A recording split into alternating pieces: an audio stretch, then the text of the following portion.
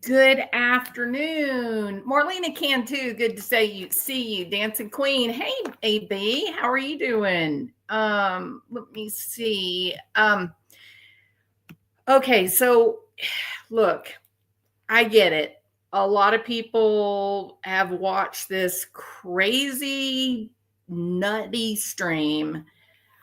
Everybody's got their own ideas. Everybody's chosen up their team, right? Everybody's kind of decided whose camp they're going to be in, and it's the whole thing is just nuts. It's just completely crazy. So I made a command decision. All right, we're talking a little bit of military, right? Kim McDougald. Talking a little bit of military strategy and such. And one of the things that we know about the United States military is that they are no stranger to psychological warfare. Hey, Ohio Stephanie, good to see you.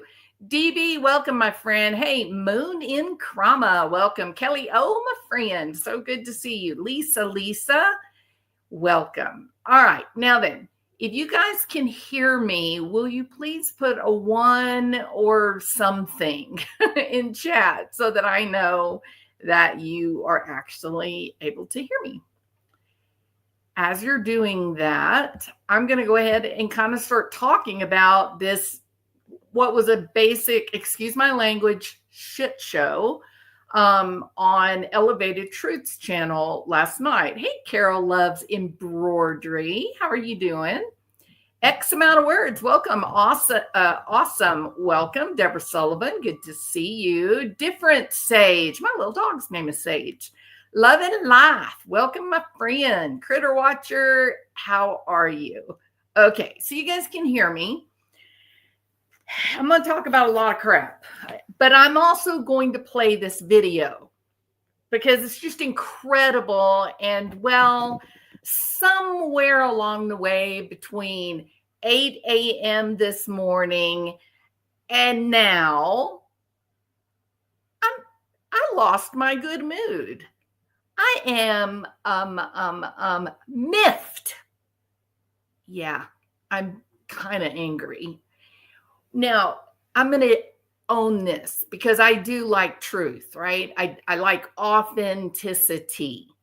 And I did, in fact, not listen to all of the jabberwocky before Christopher Proudfoot emerged from the shadows to have his temper tantrum. Welcome, Denise. So great to see you. Sunset Gazing, my friend. Good to see you. Trishy, Kitty Catty, thank you guys for being here. I appreciate you all. So I only listened this morning, a little bit I talked about. I listened to the Proudfoot, Christopher Proudfoot, having his temper tantrum. And I said, yeah, he is a liar. And that is one of the questions that Elevated Truth asks in the beginning of the live. He says, do we know if anyone has lied? Can anyone give any proof or receipts or timestamps that Seth, Katie, or Christopher Proudfoot have lied? And I just rolled my eyes, which just fell out of my head and rolled across the damn floor. And I said, Christopher Proudfoot just about is constantly lying when he opens his mouth. He's either saying complete total fabrication, or he is editing himself and rewriting previous statements. You want a little bit of direction? Go back to Nancy Grace. He did the famous Texas two-step with Nancy Grace. Ooh, I love to have a little sidestep. She would ask a question and he just would complete an incredible non-answer. And she says, oh, well, what's the truth about the lie detector? Or did you take a polygraph? Because you're on record, multiple interviews saying completely different things. What is it? And he said, well, no, everybody misunderstood me. And Katie took a polygraph, but I myself did not, because I didn't have to, because cops told me not to. It said it was protected under HIPAA. No, I'm kidding. I'm being a bitch. Okay, now then. So Nancy Grace says, well, I'm happy to provide a fair and honest testing environment if you would like to test. And he said, anytime, anywhere, baby. Anytime, anywhere. But then that never came to pass because the HIPAA police said, oh, Chris, I wouldn't do that if I were you. It could be a HIPAA violation. Again, not true. I'm being a bitch. Now then. So it's just so much silliness. It's so much nonsense, right? And so when Elevated Truth says, do we have any proof? Do we have any truth that any of these three have lied? I went real quick because I was watching another channel. You'll see the video I made earlier today. It's short and sweet and to the point. And she plays the clip where some Elevated Truth asked, hey, Chris, did you say the best thing about Sebastian going missing is that there was no clues left? There was no evidence left. He says, no. No, I did not say that. Next. And then Shay's safe place. Apparently, she is the goddess of cataloging because within moments, she was able to pull it up. Martin Smallwood, my friend, good to see you. She was able to pull it up and play it, and boom, Christopher Proudfoot. Go, all of you guys, go over to Shay's safe place. It's on my video from earlier today. She clearly plays it, and he absolutely says, oh, well, the best thing about Sebastian going missing is that he didn't leave any evidence. Absolutely. Shay, you win the internet today, honey. You're amazing. So I kind of left it at that. And I said in that video, I said, look, y'all, I'm not going to beat a dead horse to death. Christopher Proudfoot being the dead horse. I'm not going to beat the dead horse to death because how much can we say, really? I mean, truthfully, how much can you say about his explosive anger? Truly. How much can you say about the misogyny that just seems to just accidentally roll off his tongue? I mean, the guy doesn't even have to think about it. It just seems to be a part of the way his thoughts work, right? So nothing has changed. And I was like, no, I don't see any reason to cover this. I don't have any desire to do this, beat a dead horse to death. We all know what he is and how he manages things. And so I'm not going to do that. Well. You see, Mr. Proudfoot, that's the problem with boredom, isn't it? That some of us get bored and we don't turn on the TV and watch Netflix. We go back to interesting topics and listen to see if there's something new. And so I went back to Elevated Truth. First time I had ever listened to him, I liked him to a certain point. I went back and listened from the beginning. And so I listened from the beginning all the way up to Christopher Proudfoot making his appearance, emerging from the shadows. All right. Now then, and I said in my earlier video today, Mr. Proudfoot thought that he was winning, I think. I think he felt secure that he had planned. Somehow Sebastian didn't leave any evidence, and so everybody was in the clear. And the tactical response in those situations is to do nothing. Do not draw attention to yourself. Do not speak out, lest you open your mouth and say something completely silly. You just sit quietly and watch and wait to see what happens. And it's my opinion, right or wrong, it's my opinion. I think that is what the Proud Feet have been doing, is laying low because they were winning. Because after all, Sebastian didn't leave any evidence behind, quote unquote. Then we had this realization, here he comes, guys. He's back.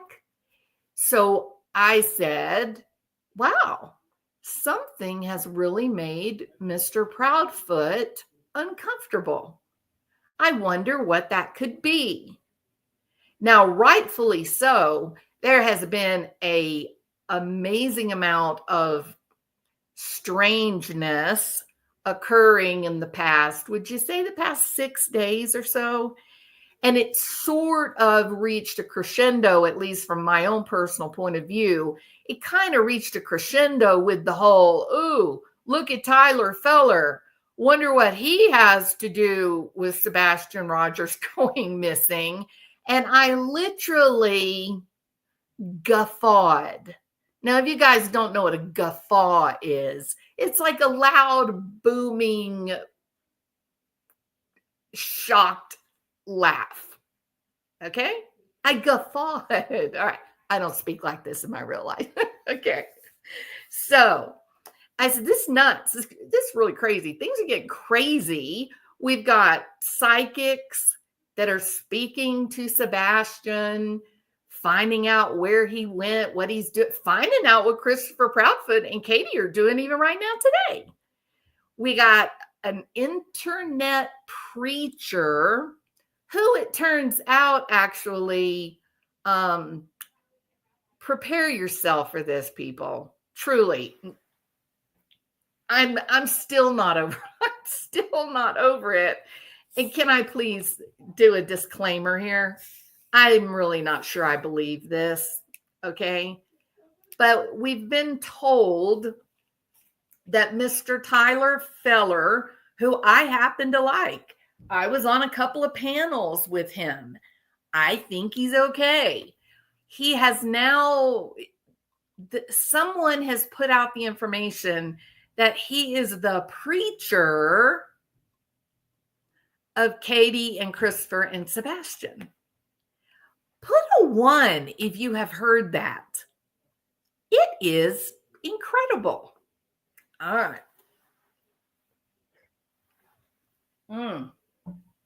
Indeed, Denise. I mean, certainly. Hey, Jules, great to see you.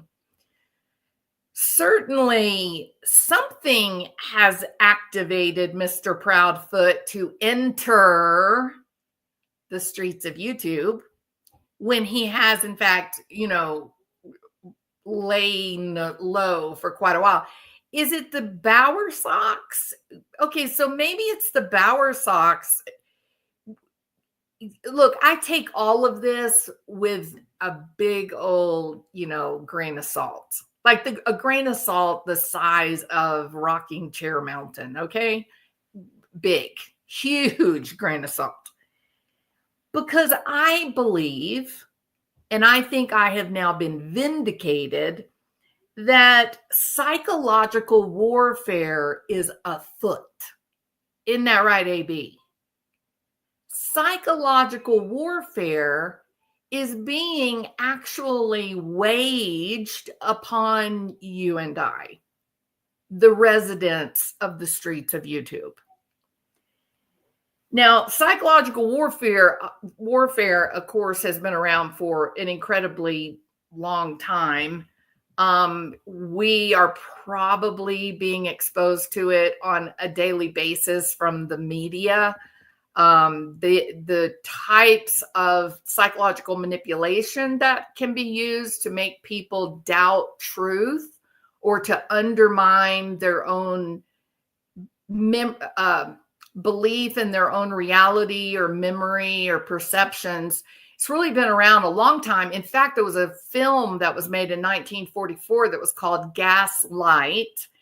It was actually highlighting, showing psychological warfare tactics. And in the movie Gaslight, the husband is manipulating his wife into her thinking that she's going insane.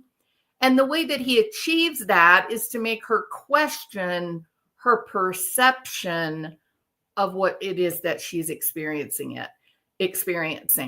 He begins to alter elements of the environment, like turning the gas down, hence the word gaslight, turning gas down to make the room go dark.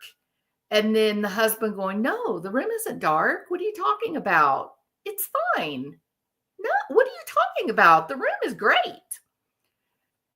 Manipulating the temperature of the room, complaining, oh my God, I'm so hot. I can't stand how hot I am. And her going, but that's impossible. I'm cold. No, I think we have to turn this fire off. Well, let me put these logs out. Are you trying to burn the house down? And she's like, no, it's freezing in here. What are you talking about? So psychological warfare are the techniques and tools that are used specifically with the intent of undermining one's belief of fact. And it can be to undermine your belief of your own perception, your own eyes and ears.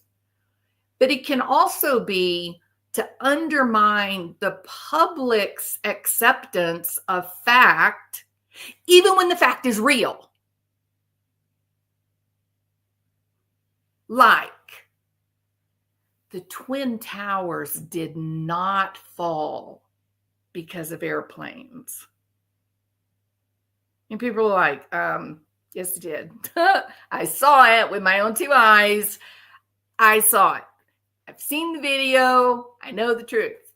But then you watch a movie like Loose Change, and by the time you get to the end of Loose Change, you're like, oh my God.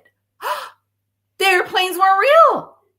They weren't real. So how did they fall? Oh, somebody blew them up. Who would do such a thing? Oh, the United States government did it? What? That is psychological warfare. That is gaslighting. Those were intentional, well-organized steps to make you question your own perception and not to embrace the facts that were actually facts and actually happened. Basically, in a nutshell, psychological warfare is used to confuse a narrative. I mean, we all experience it. Even today, we experience it. Look at what they've done to political candidates. We had Kamala Harris, and she was very often portrayed like on X and the different memes and stuff. She was overly sexualized in some of these memes. And she was sort of connected to she's an old Jezebel kind of narrative. And not very much was said about the fact that she was actually a fairly successful district attorney and senator, right? But to put out the different cartoons, to put out old media, all of these things, and then kind of misreading what it is that you're seeing, it leads you to a different conclusion. Seeing the same exact thing with Trump. They all together dehumanized Donald Trump, turned him into a cartoon character, Orange Man. And then they proceeded with all of these accusations, had people believing that he had been convicted of rape. He was never convicted of rape. But ask someone on the street and they will tell you absolutely he was. So these tactics, psychological warfare, they can be used by media. I mean, I think we experience it every day.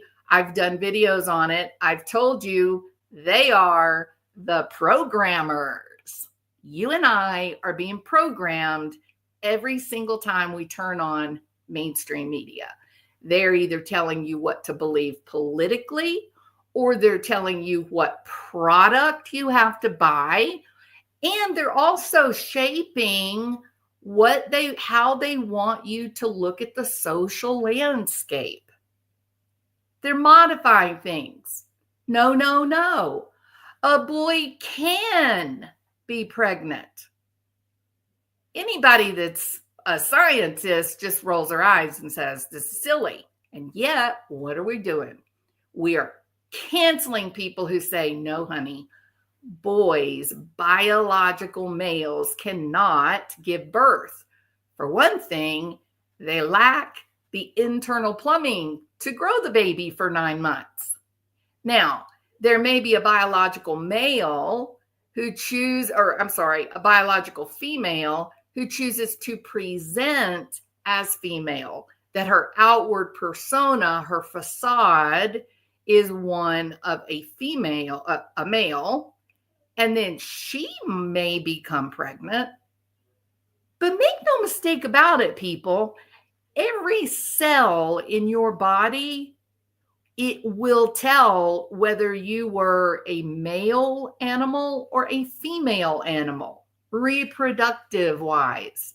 And it has nothing to do with how you choose to live your life, what clothes you're comfortable in, or what persona you wish to present. But no, boys are not going to become girls. Girls are not going to become boys.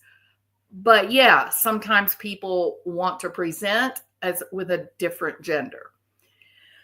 So psychological warfare is used to confuse the narrative. I think sometimes we call it disinformation. What is it? The info wars, right? It's just good old-fashioned propaganda. And when Russia does it, they're evil, they're bad, they're the monster. But when the United States government does it, everything's okay. Don't get too worried about it. The problem is, in the case of Sebastian Rogers going missing, we're dealing with two people, both military, Navy nonetheless, and some suggestion that at least one of them may or may not have been involved in a mission that would have brought her intimately close to even understanding, knowing, perhaps participating in, even conceiving and execution of disinformation campaigns. Now, disinformation campaigns can be very, very simple, or they can be dramatically sophisticated. The more sophisticated being a mixture, listen closely because we're about to watch this with elevated truth, live and in action. And I've already recorded that whole entire video or live.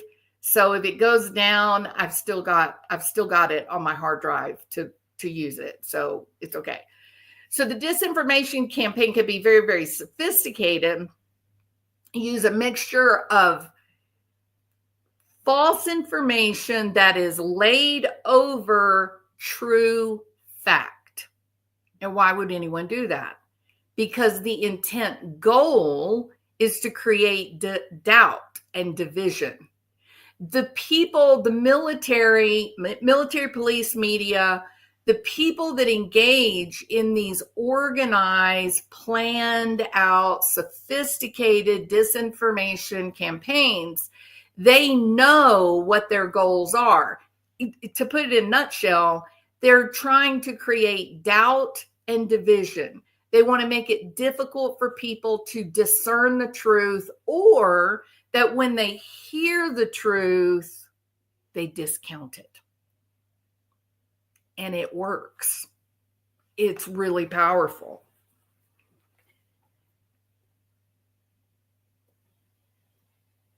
All right. Some historical, very briefly, if you wanted to look at examples of true military disinformation campaigns, it was used ad nauseum in Nazi Germany during World War II, to the level that they took normal, regular, good, decent people and made them believe that they were not, in fact, murdering millions of people in their backyard. It was effective. It worked. Nobody believed it. And when the Allied troops came in and made the townspeople walk through Auschwitz and other concentration camps, they were horrified that the rumors had been real. There's also Cold War disinformation. Like I said, Russia, we call it propaganda. But Soviet propaganda is no different than United States propaganda. They all do it. And Barack Obama actually signed into law the ability for the United States government to lie to you to your face, and your tax dollars are paid to CNN, Fox News, MSNBC if they agree to run their production. So the government says, we want the American people to believe XYZ. They make a whole movie or newscast about XYZ, and then the government pays Fox or CNN to run it, listen to this, as if it were a real news story. That is what we are being subjected to. You can fact check me, please. Vietnam War psyops, oh my goodness. They were dropping leaflets trying to demoralize the Vietnamese. They were lying to the Vietnamese saying that, there were all these millions of troops and they were going to be invaded. And if they wanted to save their lives, they should turn themselves in immediately. None of that was true. They had, what was her name? Saigon Mary. They had a radio station that played all night long lies for the Vietnamese to hear and believe. And conversely, the Vietnamese did that to our prisoners of war. The United States has abandoned you. They're never coming back for you. You'll die here in Vietnam. Proclaim your loyalty to the Vietnamese government and you'll go free. And that played 24 hours a day on live speakers. It even goes back as far back as the Mongol Empire. Yeah. These psychological tactics, they've been around a very, very long time. And we have historical evidence that they create total destruction. They can also create fear. And here's where I think it is quite important to understand about the streets of YouTube. Psychological warfare is incredibly effective in creating confusion where there are, in fact, facts. Oh, you can get some water. It's okay. All right. Now then, Nazi Germany controlled the media. They also became a cult of personality where Adolf Hitler was actually messaged as the savior of Germany. And this helped to solidify all of his authority over the population, even though he was a drug-addicted madman. We have to guard against psychological warfare, my people. Don't let this happen, okay? Even using symbols and slogans. We're Sebastian's army. Wear green. That, in fact, is a form of propaganda. It puts you on a team, doesn't it? If you get on the team, then you don't have to think. You just have to follow the leader. And are you sure you want to do that? Because you know anything about the person who is leading you. Some of the key tactics that are used in psychological warfare against me and you by people in the know is negative framing. Just taking what is really normal behavior, telling it in a story format that makes it look really, really suspect. It's still just normal behavior. but they make you question it, right? They also use selective reporting, choosing to focus on one thing, completely excluding what is really the more important thing. There's also, expert opinion. Oh, yeah. If you are an expert in anything, if you got a little piece of paper that says, oh, look, Jules is an expert, people very often will just believe whatever you say. It's a little scary. Don't do that. Question everyone, even the most famous among us. Question everything. They will very often use fact checking as propaganda. In other words, you're going to have to fact check the fact checkers. Remember that. And then my favorite is the use of satire and parody to make people doubt what they're seeing or hearing. All right.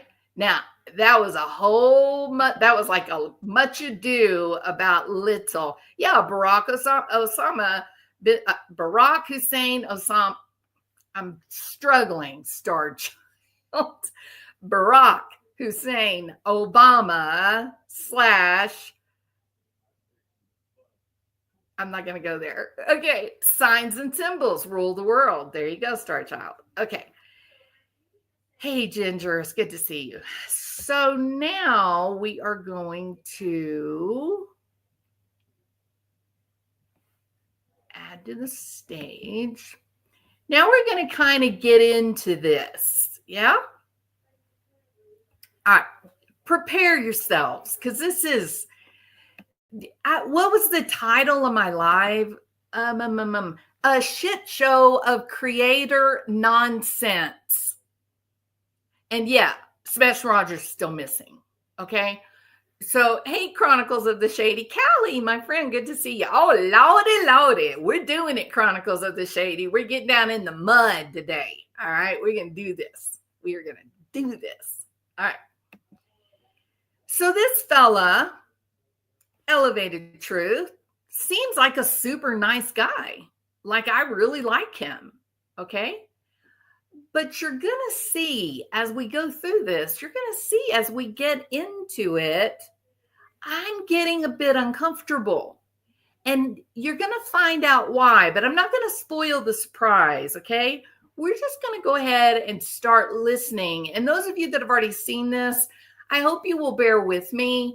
I am going to talk about this live, this panel, dare I say it, this round table of innocence or disinformation, that this was fairly sophisticated warfare, psychological manipulation. I believe it.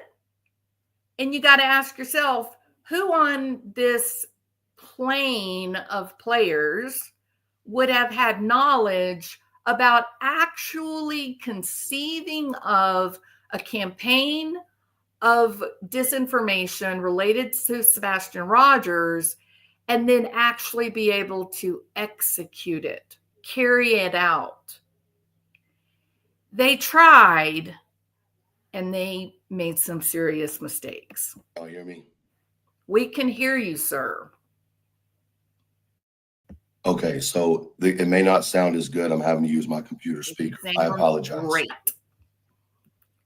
He's having a little trouble. I want to know why people are investing so much fucking time into going after other people who are searching for a 16-year-old missing boy. Now, this is very interesting, isn't it? Because it's exactly what Nick the Hat, Dog the Bounty Hunter, Seth the Dad, it's exactly what they've been saying. Why in the world would a mother and a stepfather invest unbelievable amounts of time, actual money, hire attorneys, send nasty communication to me to make us all stop talking about Sebastian. I was literally told, do not talk about Sebastian. So I did. I want to know why it is so important to some people to attack people who are trying to find answers. I want to know why people jump so quickly. You want to know what I haven't seen? I haven't even seen the video Clue and Cletus did. Haven't Oh, even seen sure it. you You want to know did. why I haven't seen it? Because I don't fucking think it's important. Sure you did, buddy. Come on. Don't be so ridiculous. Okay, what he's talking about, Mob Crew made this great video that identified the supposed quote unquote flashlight video. You know, the one where Gray Hughes came out and told us that it was a trash truck at 3 a.m. Remember that? All right. Clue and what is it? Cletus? They apparently went and made their own video, and they're trying to convince you that it was houses across the street from Sebastian's house. Oh, what did we say? Make people doubt their own eyes and ears? Undermining the combining of truth and lies with the express intent of making you discount the facts. So they made this video that counters Mob Crew's video. And this is what this guy is saying, because there was a great deal of backlash about it. A lot of people said, this is silly. This is nonsense. Do you really think we're this stupid? Mob Crew absolutely is on point, correct? He's saying, I'm not even going to look at Cletus's video. Okay, even though this dude right here admits in this panel here, I'm sorry, round table of truth, this guy admits to the group that he has been in 3-hour telephone conversations with both Katie and Chris. You can't make this shit up, y'all. And excuse my language for cussing. I know you guys don't like it when I cuss. I'm sorry. But I'm disgusted by the fact that this group of yahoos, I said it, decided that they were going to go back to their military days and brush off that manual on psychological warfare and use it against those silly old people on YouTube that are not very smart. I don't think it's important. I haven't seen what they've done. They can tell you they haven't sent it to me. Why? Because people keep getting caught up on shit that doesn't fucking matter. Oh, and this man, because he's using his passion, he's indignant, and now he's going to tell you what to believe. He knows what's important. After all, he spends hours on the telephone with apparently Cletus, Cluminati, Chris. What's her name? Oh, it doesn't begin with a C? Gosh, Katie. Oh, what? Katie. I mean, are we being punked? Now we've got wars going back and forth between creators because one creator thinks they know video more than the other. And what the fuck is that doing for Sebastian? Oh, yeah. Can I? It's not just my cussing you're going to have a problem with, okay? There's a lot of F-bombs. Yeah. People getting called MF. So I apologize if if that makes you uncomfortable. I certainly understand if you don't want to listen. Truly, I understand. It's okay. You know what? This is the soul of America, people. These are the real Americans that get out there in the world every day and make life happen. So sometimes, yeah, we like to wear chickens on our hat and use cuss words. That's all right.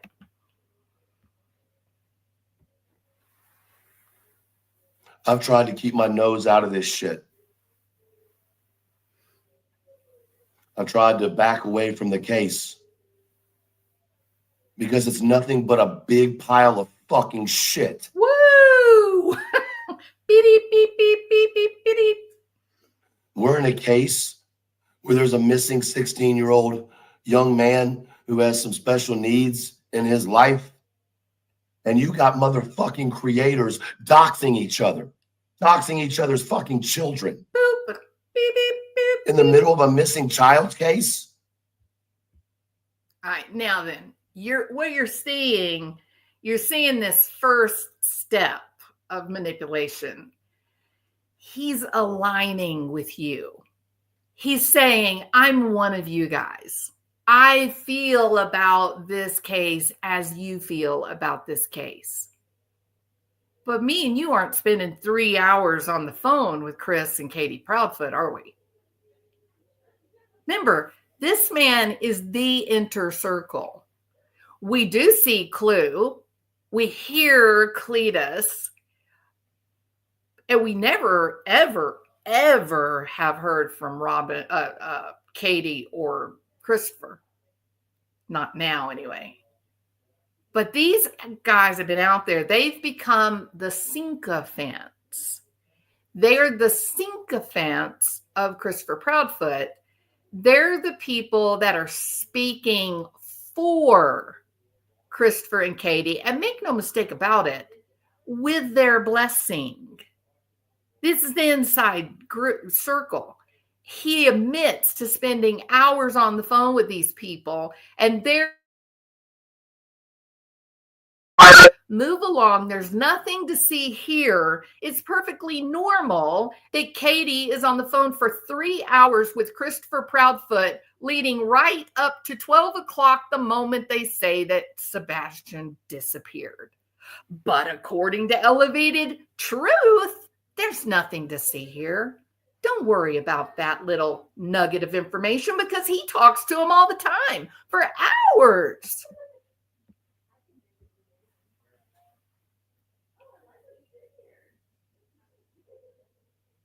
The fuck is wrong with people? Exactly, sir.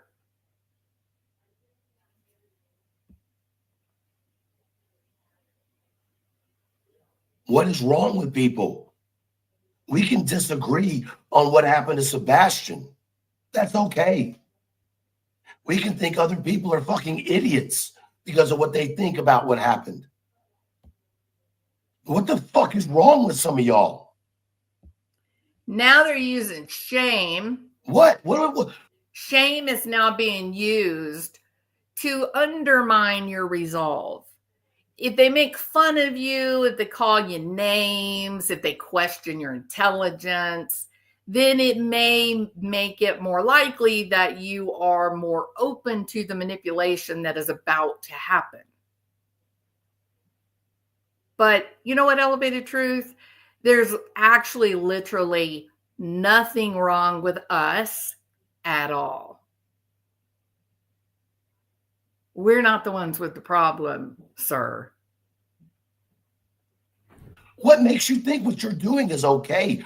And what the fuck is wrong with some of y'all who are paying these people to do it? You're sending them money and money now. They remember Christopher Proudfoot doesn't like that you make money on YouTube videos talking about Sebastian. So insane. I want you to stop for a minute and think about this. If your child goes missing, are you going to worry about people making money, or are you just going to be grateful that people are talking about your missing child and keeping their picture alive and active? Which will it be? And you don't need an expert to explain it to you. You just got to call on your own experience And yet this little inner circle, they are big bothered by any of you making money. Encouraging them. Send them money because they're a good creator. Send them money because they do good work. You don't send them money because you're attacking each other.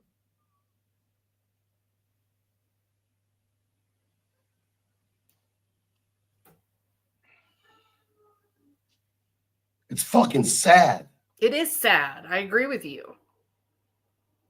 It's fucking sad. So sad. I don't pocket watch nobody. I don't go look at what people make.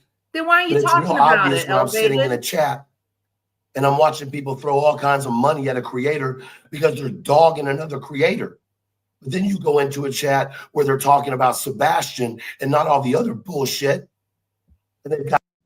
And you hear what he's saying right now, right? Oh, I hate these creators that are talking bad about other creators. But his circle of trust that is about to create this panel of truth, they're the actual culprits, minus a few. There are a few that are not on this. But these are the people that are continually attacking those channels that just happen to believe that it should not be disregarded that Katie Proudfoot is the last person to have seen Sebastian Rogers that we know of. It's not a small fact, people. And trust me, ethical police are not overlooking that fact. Got 30 people in there and nobody's taking care of them at all. Why? Because they're not involved in the bullshit. If you motherfuckers really cared about Sebastian Wayne Drake Rogers, you would be supporting the people who are actively looking for him, who are actively using their channels and their platform for positivity. And before anybody gets it twisted, that goes for Clue too.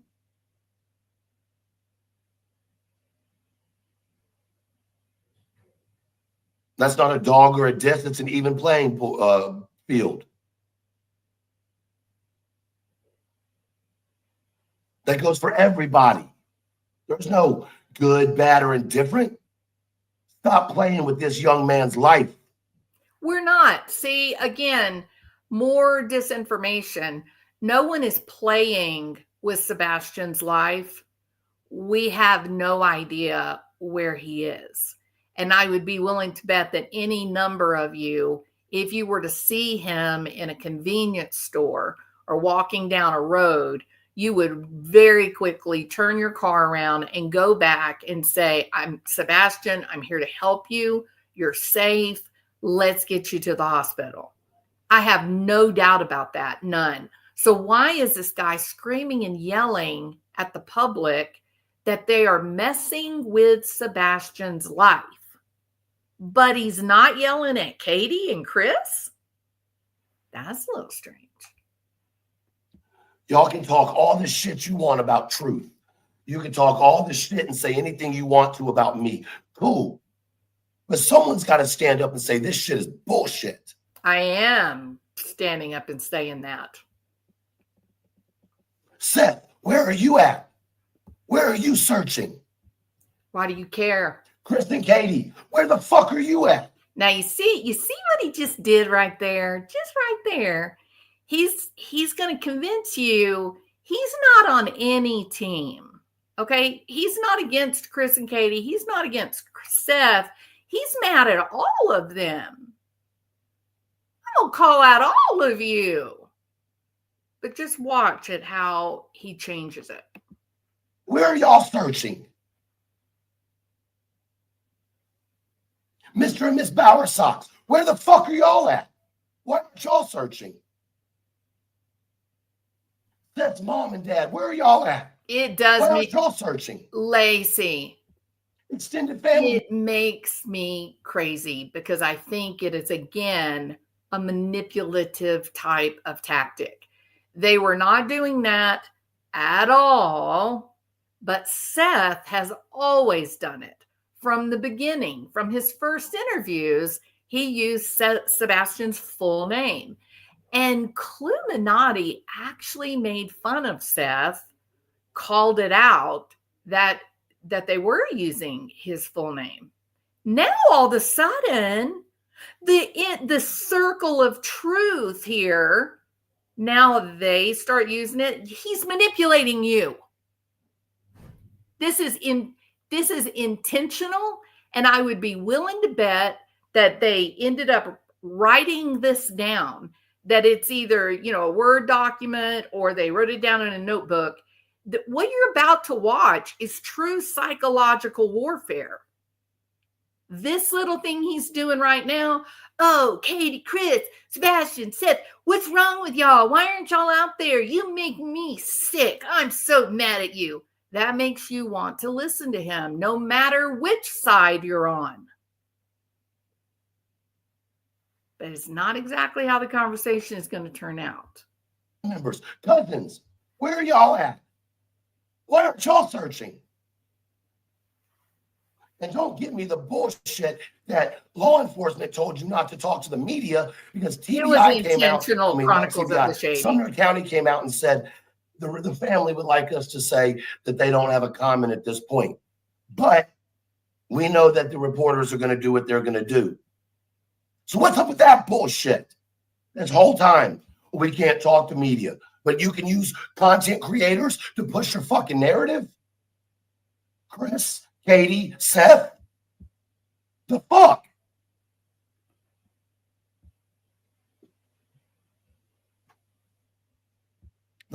Penny says that I have it wrong. I appreciate that, Penny. I may. You're exactly correct. It's very possible that I do have this wrong. But my question is, if he's suspicious, why is he spending 3 hours on the phone with Katie and Christopher? Multiple. He's in Cluminati's channel all the time. And Cletus and Christopher are like besties. So help me understand this, Penny. The fuck? Stop saying you can't talk to the media when you use creators to push your fucking narrative.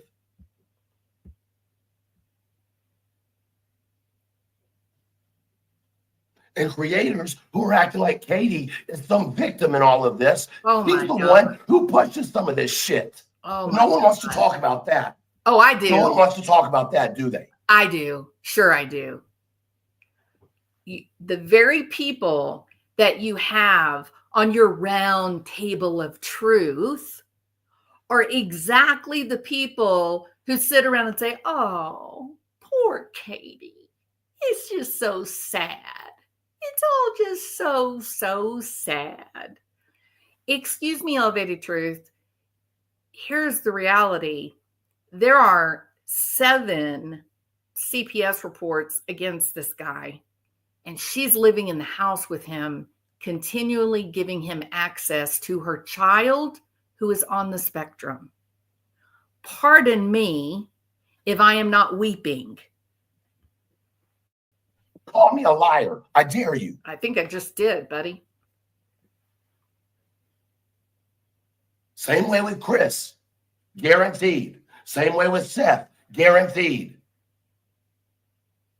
If you got something to say about your son, do it your fucking self. Quit hiding. People should not want your child home more than you want your child home.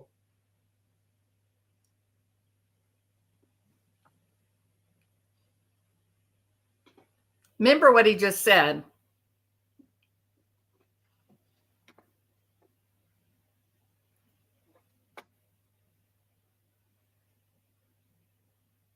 That's not the way it's supposed to be. Now, you can unfollow me. You can talk shit about me. You can do whatever you want to. I stand 10 toes down on what I just said. Look at the sacrifice I'm making. Look at me coming out with my truth. And look at me. It must be my truth because this is hard. This is so hard for me to say these things. I know I'm going to lose my friends. Just wait. You can get mad, you can get glad. I don't really give a shit, to be honest with you. He's trying to I'm tired get of people you. using this young man as though he's not a real life, as though he's not a real soul, as though he doesn't matter. He does. Psychological warfare includes the spreading of false or misleading information, the intentional creation of confusion, all designed to undermine the facts and truth. They mix true and false information so that the falsehoods are more believable. They will often even make fun of that which is fact.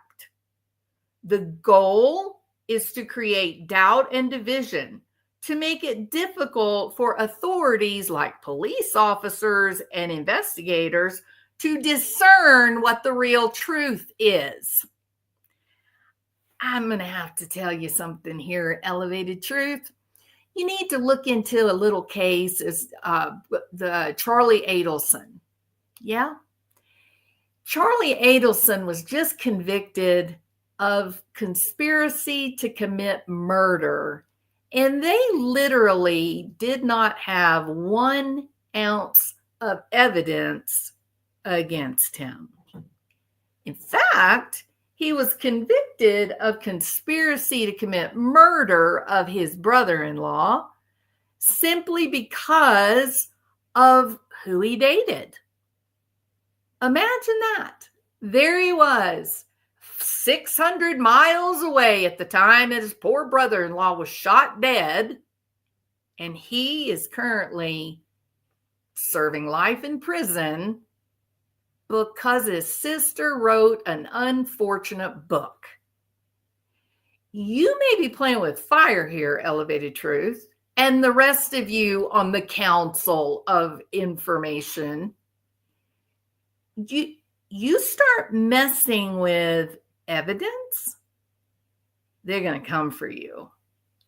And in this live, you definitely were using psychological warfare tactics with the intent for disrupting what the police are probably calling evidence in their private meetings.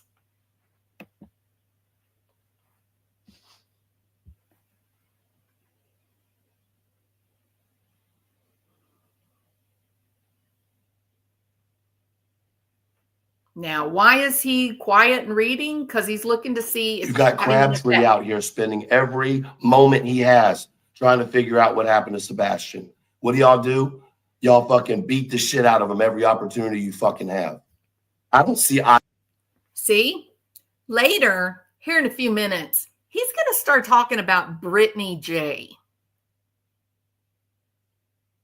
But wait a minute. He's just saying this about Seth. Oh, Seth's the only one out there looking for his son, and you're beating the shit out of him, everything he says. I love Seth, poor old Seth. So why doesn't he like Brittany? Or is he trying to get those of you that enjoy watching channels that align with Seth, that believe that Seth actually may be the only parent that has really been interested in what happened to Sebastian? He's trying to get you to see that he's just like you, that you can be one of the Elevated Truths community as well, because he has the same beliefs that you do. And by God, he's mad. He's mad about how bad Seth has been mistreated. They're so mean to him. But who's on the Council of Truth? Cletus, Cluminati, Granny's watching. What? Eye to eye with Crabtree on a lot of shit.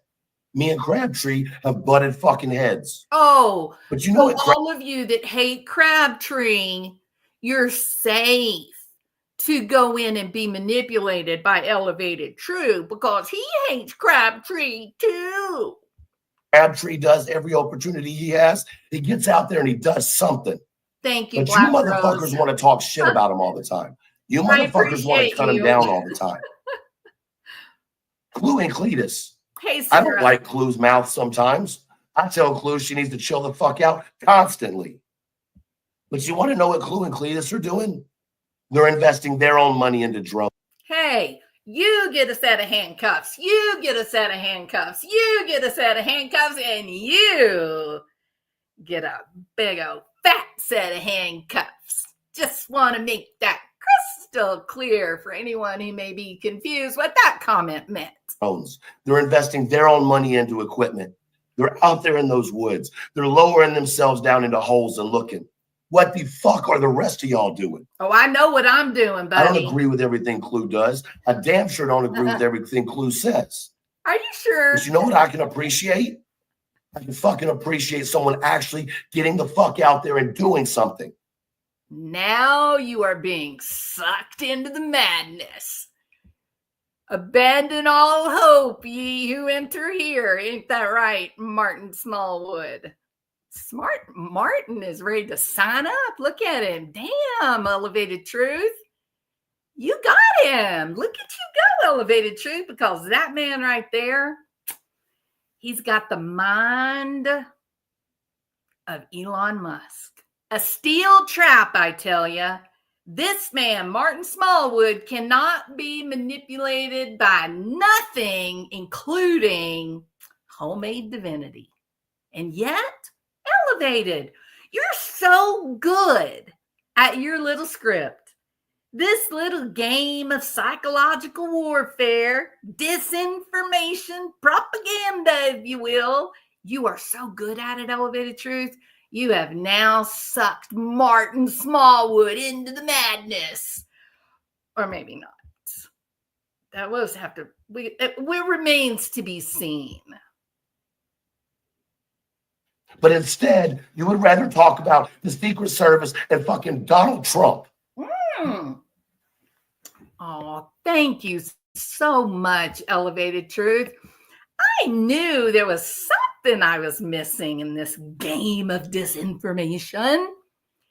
Now, we talked about the preacher, Tyler Feller. He done it, perhaps. And we talked about all this, 3-hour phone calls, nothing to see here. But I forgot about the black helicopters. Yeah, oh no, I got that wrong. Helicopters and black SUVs. That's what it was. And now people are making fun, going, the Donald Trump and Secret Service and stuff. The United States Secret Service has a long and storied history of safeguarding America's financial and payment systems from criminal exploitation. The agency was created in 1865 to combat the rise of counterfeit currency following the Civil War. Cletus, were you there? As the U.S. financial system has evolved from paper currency to plastic credit cards to now, as we know, digital information. So, too, have the investigative responsibilities of the Secret Service changed. Today, Secret Service agents, professionals, and specialists, they work in field offices around the world to fight the 21st century's digital crimes. They are increasingly conducting investigations through cyberspace and social media. These investigations continue to address counterfeit issues and fraud because that undermines the confidence of the almighty dollar. But wire and bank fraud, computer network breaches, ransomware, and other cyber-enabled financial crimes have become the focus of much of what the Secret Service's investigative work entails. In fact, let me explain this to you. I want to make this crystal clear, Christopher Proudfoot. I'm going to give you guys, because I just want to help you out, I'm going to give you a list of crimes, the types of crimes that the Secret Service investigates. Not related to the President of the United States of America. Nope, they actually do investigations of the little people, like me and you, Christopher. What are some of the things the Secret Service enjoys investigating? Well, network intrusions and ransomware, botnets, counterfeiting, identity theft. What?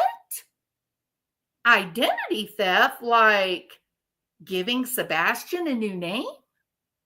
Money laundering, illicit finance, business email compromise campaigns, point of sale system compromises, financially motivated confidence schemes, access device fraud, and oh yeah, Christopher, internet crimes against children, online sexual exploitation and abuse by predators and other criminal enterprises.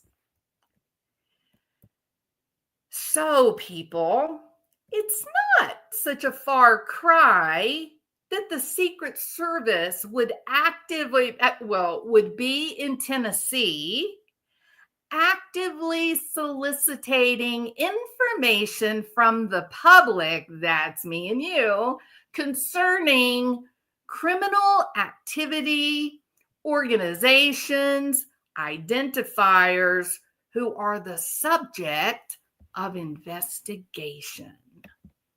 Isn't that interesting? So, in fact, maybe the Secret Service is in Tennessee and they are investigating cyber crime that could involve one Sebastian Rogers. All right. So thank you, Elevated Circle of Truth. Thank you for reminding me about the Secret Service and how they very likely are there. And no, it has nothing to do with Donald Trump.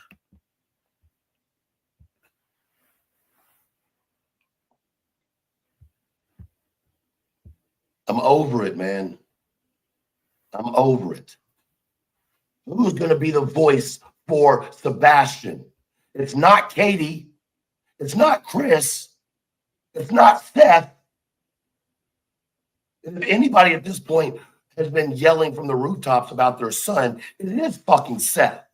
While everybody wants to hate Seth, he's the only one who's screaming from the rooftops for his son. Isn't that weird? Do you know what the actual name of my account is? Screaming from the rooftops.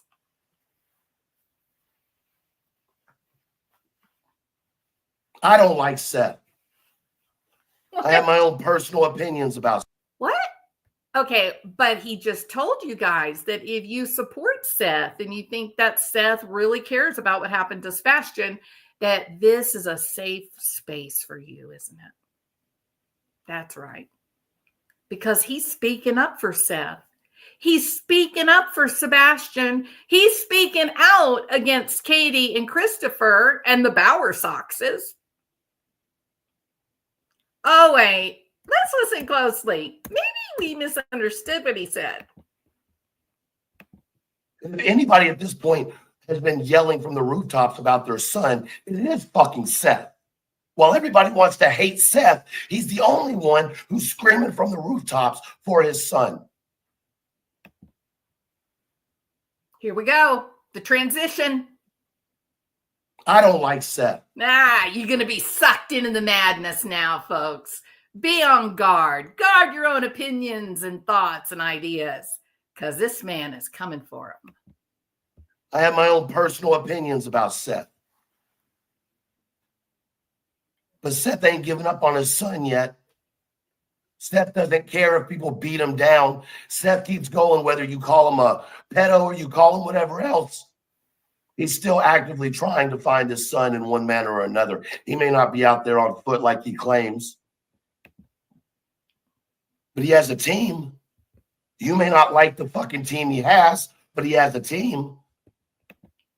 Are you ready? We got another transition coming. Remember, Buddy has a team. Seth has a team. That makes him legitimate. That means that you should trust him.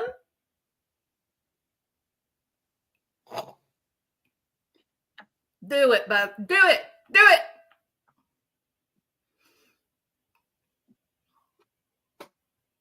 Everybody seems to know so much about what Seth is or isn't doing.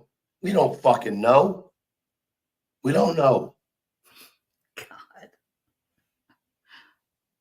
He's scared to say it. I don't know what happened to Sebastian any more than y'all know what happened to Sebastian. Just take a deep breath. And I know what's not going to help find Sebastian. Just spit it out. Is tearing apart every fucking, just tearing everything apart someone does. What? Huh? What you talking about, Willis? It doesn't matter. Oh. It doesn't matter what I have to say. Sure it does. It doesn't matter. I'm a nobody with a channel, right? But you got the hubris to put "fuck around and find out" on your damn knuckles in permanent ink. I don't know. I'm finding a lot of. Look, I deal with boundaries, sir. Boundaries. Setting healthy boundaries is associated with good mental health. So I like boundaries. I thrive on boundaries. And what's a lot of people have heard of boundaries, but they haven't really considered, are your boundaries rigid or are they porous? Now, the Titanic, well, they had porous boundaries between the ocean water and the boundary to the air within the hull of the ship. Porous boundaries were bad. They went down with the ship, so to speak. So rigid boundaries sometimes keep us safe. And I'm getting the feeling, Mr. FAFO, your boundaries may be a little porous. I'm no different than anybody else. I'm a nobody with a mouth and an opinion. You don't have to listen to what I say. You don't have to think what I'm saying has any value whatsoever to it. Yep. You don't. You could be sitting there rolling your eyes right now thinking I'm a complete idiot. I'm good with that. No, I don't think you're an But idiot. somebody Not had to by say- a long shot. That thought never entered my mind to love idiot truth. The fact that I think that you are an idiot, oh no. Nope. In fact, it's a lot worse than that. I think you guys know exactly what you're doing. The inner circle, of course. You know exactly what you're doing. This was planned and it was executed with some unknowing creators that were ignorant about what you guys were putting them through. Say it. Stop babying Katie. Katie's a grown-ass fucking woman.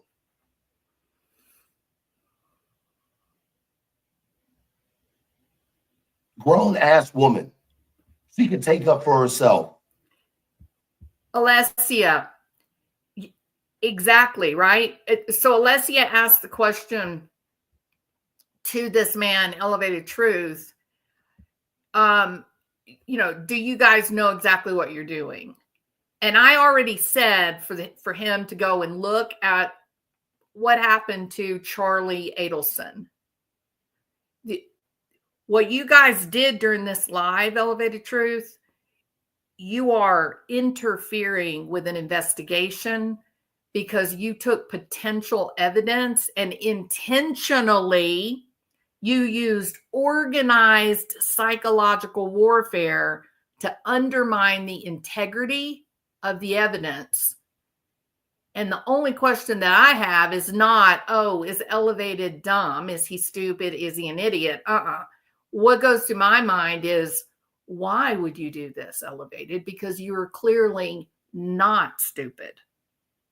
So what exactly is you and Cletus and Cluminati? What was your motivation to use psychological warfare tactics, disinformation, if you will, propaganda? Why would you use that to undermine what it has been collected as evidence by the police now. Like, what is so critical about it now at this time? Somebody's uncomfortable, Elevated. Are you one of them?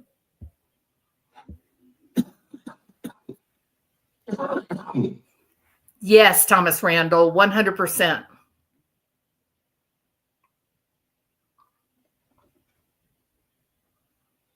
Let me get my breath, guys. Yeah, you're going to need it, buddy.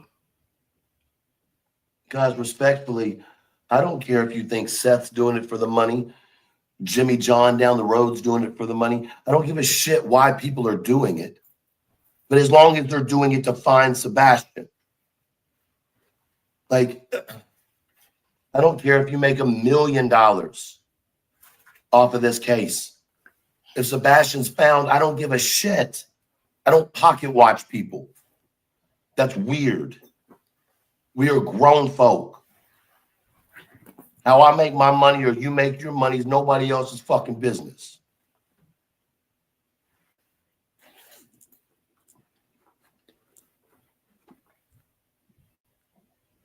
Now he's reading, he's judging, he's got to see how the message is going over with the chat.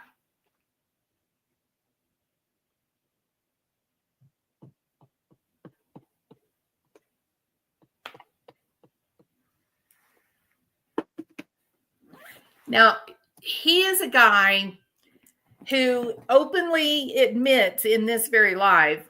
Someone tell me something. That he openly admits in this very chat that he's had multiple, like it happens often. He has 3-hour conversations with Christopher, 3-hour telephone conversations with Katie. That these 3-hour telephone conversations happen multiple times. They happen often, all the time. And the reason he makes this admission is to let you and I know that there's nothing unusual or notable about the fact that Christopher Proudfoot and Katie Proudfoot spent 3 hours on the telephone leading up to that fateful moment where Sebastian walked out of the house with no shoes on, locked the door, and then turned around and said, "Beam me up, Scotty." Oh, yeah.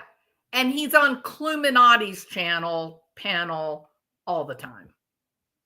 As a single accusation, a single accusation that the green team has made has never been shown with receipts.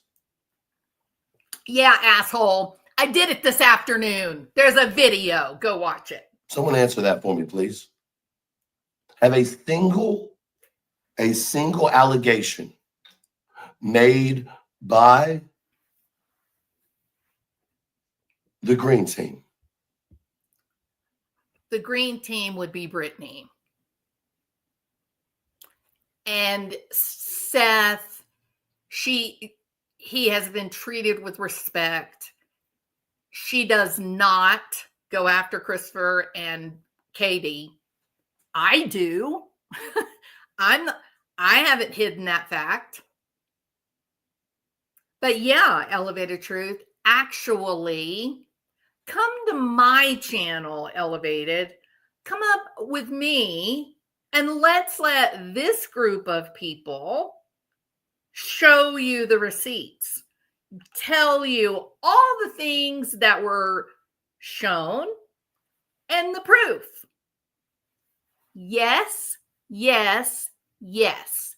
And one of those allegations was that Christopher Proudfoot said the best thing about Sebastian going missing is that he left no evidence behind. And if you look at the video I made earlier today, I played the receipts.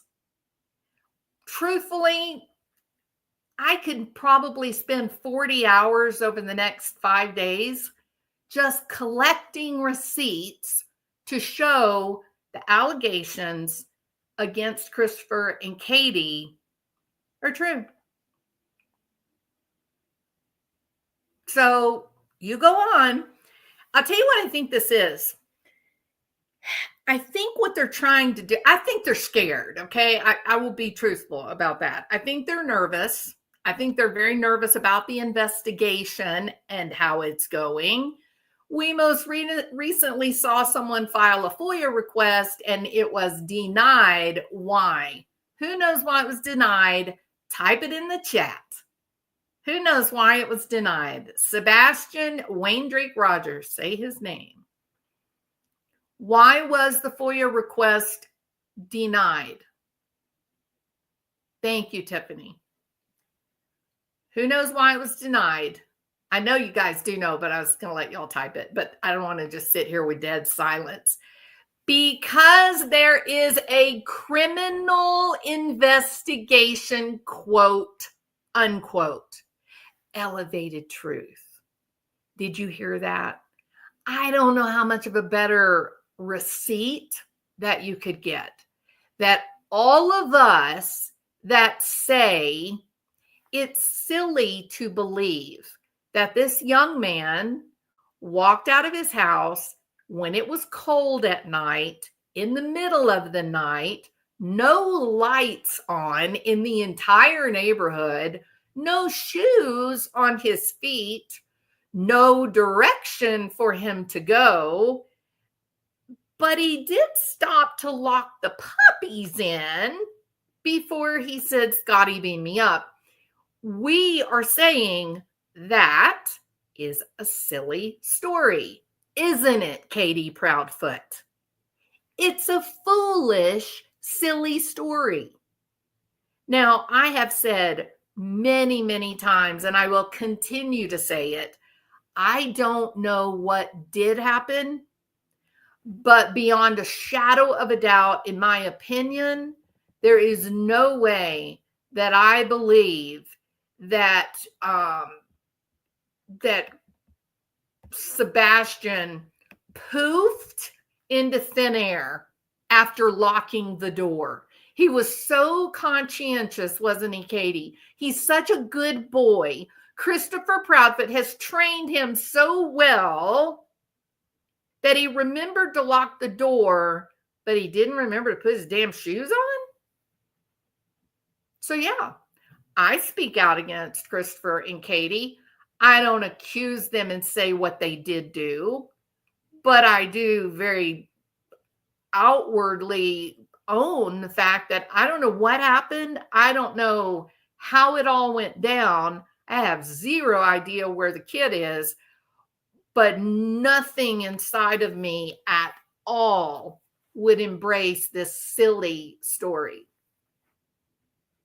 And now I see a lot of people in chat going, really? Are you sure this is right? Listen to me again. This is true. What I'm saying to you is fact. It's not gossip. A creator filed a FOIA request for something specific, and I'm not going to say what it was. They filed for something specific related to either Katie or Christopher. I'm going to leave it at that. Their FOIA request was denied, the explanation being the content, or not the content, but the information you are seeking is part of an active, ongoing criminal investigation. This was like a month ago. So he's on here saying, show me the money. Where are the receipts? Name one thing, one accusation by the green team. Quit being stupid. Give me one accusation that's real. Show me the receipts. What exactly are you doing, Elevated? You trying to sniff out some potential evidence? You trying to see what people have out there so you can put out more disinformation, so you can try to undermine the facts, the truth, the legitimacy of that particular piece of evidence? Is that what you're trying to do? I'm going to remind you again, Elevated Truth. You may want to look up what happened to Charlie Adelson, conspiracy to commit murder, and he is now serving life. And he was a big, fancy, rich doctor. You are playing with fire. And that tells me that you guys have something to be afraid of, or there's no way in hell that you would actually be interfering with an investigation. This is not good old boy system here. This isn't everybody out trying to help old Chris out. Because you guys have now elevated your importance, and the investigators now are watching you. Because the investigators are asking the same question I am. What would this bunch of yahoos, what would motivate them to put a big old bullseye on their own backs? Have they ever heard about conspiracy to commit murder? This is incredible what you guys did. Been shown any proof of?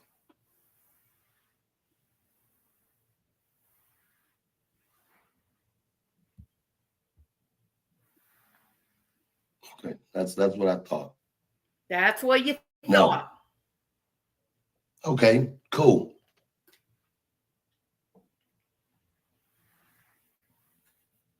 Now, Chris has done most of the talking for Chris and Katie.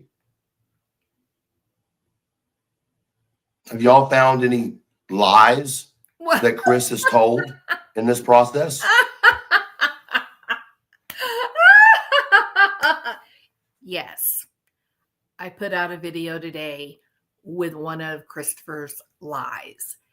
I don't have enough vacation time saved up to catalog all of his lies. But you know who has elevated truth? That would be the Tennessee Bureau of Investigation and the Secret Service. Yes or no? Whether you think what you think or not, yes or no? Has Chris lied in any of his interviews? Yes. Yes, yes, yes.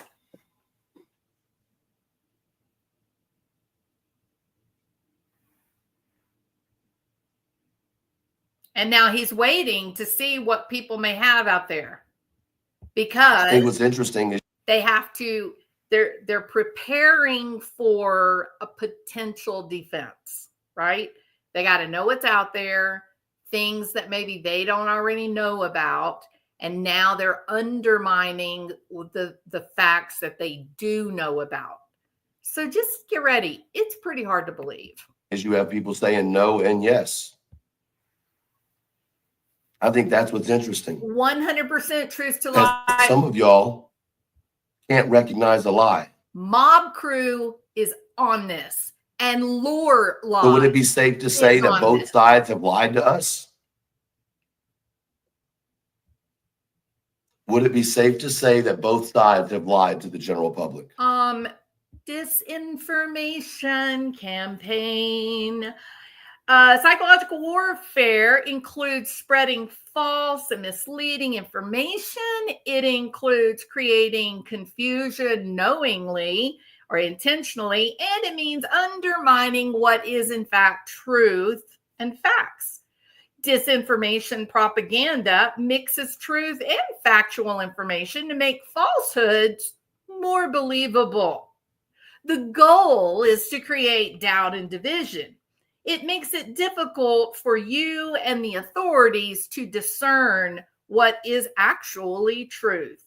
We see disinformation propaganda used in politics, military operations, media, criminal investigations, and YouTube. He is manipulating you. He says, oh, is Christopher lied? Does anybody have any receipts? Knowing damn well he's been caught in 10 million lies, hyperbole. But here's the critical part. Oh, well, Seth has lied too, hasn't he? So they're the same. Because Seth has lied and Christopher has lied, then you can't really be that mad at Christopher. They both lied. It doesn't mean that Christopher did anything or Katie did anything, because they all lied. And we know that Seth's a good guy. I told you at the beginning of my video that I like Seth, and that Seth is the only one that loves the kid and is doing anything to find him. And yet we know Seth lied. Actually, actually, Elevated Truth, I don't know of times that Seth lied.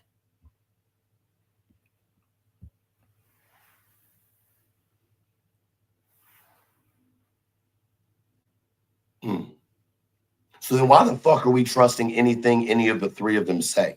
Oh, what you are now being told is do not believe Seth, because Seth is exactly like Katie and Christopher. That's what you've just been manipulated. You see how that happened? Why are we? The reason, let me make this crystal clear for you, Elevated Truth. The reason that I believe Seth is because Seth was at work and that Sebastian was with Katie. That's why I believe Katie is culpable. The fact that no one called, Seth, they waited for him to receive his text. There's 10, I can make a list. The truth of the matter is Seth Rogers is nothing like Christopher Proudfoot. He is nothing like Katie Proudfoot. His actions, where his son are concerned, bear zero resemblance to anything Katie Proudfoot or Christopher Proudfoot have done that we've seen or heard. So why are you now telling us that we can't believe any of them? Because you know damn well we're not going to believe Christopher and Katie. You've got to have a porous boundary around your brain to believe anything that Christopher Proudfoot says. But now you're saying to us that we have to believe that Seth is just like Christopher and Katie, and therefore we shouldn't believe Seth either. And I completely disagree with you. Trusting people that haven't been cleared by law enforcement? Why are we pushing agendas of people that haven't been cleared by law enforcement?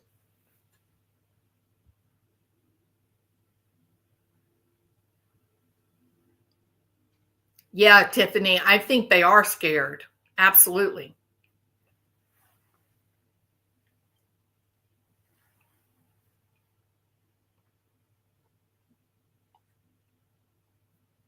Have any of y'all seen the video of Seth at work from 6 to 7 a.m.? Remember, people, this information mixes false information on top of true information with the express purpose of making the falsehood more believable. The goal is to create doubt and division, and it is the goal to make it difficult for the authorities to discern truth from fact. So, or from lies. So he's confusing you. Okay. Think your way through this. Is this information that matches things I already know? Okay. He's saying to you, you're choosing to believe Seth, that Seth was at work when all this went down. But how many of you have actually seen the video of Seth at work? Have you? Have any of you seen the video? No, you big dumbass. It's part of a criminal investigation. Of course, we haven't seen it. That's not the point. What we know to be true is this. If Seth lied and he is in fact not on the video, then police officers probably would have already arrested him. The day he gets arrested will be the day that I go, wow, he must have lied about his alibi. But until then, I'm going to completely believe it. What exactly is Katie's alibi, sir? That Sebastian was beamed up into the Starship Enterprise to explore brave new worlds, to seek out new lives and new civilizations, to boldly go where no man has gone before. Woo! While she slept peacefully in the bed with the puppies. That's her alibi. Compared to a man who says, go to the jail and ask them for the surveillance video. I was at work. I mean, you are in trouble. You guys really screwed up by doing this live. You are interfering with an investigation, buddy.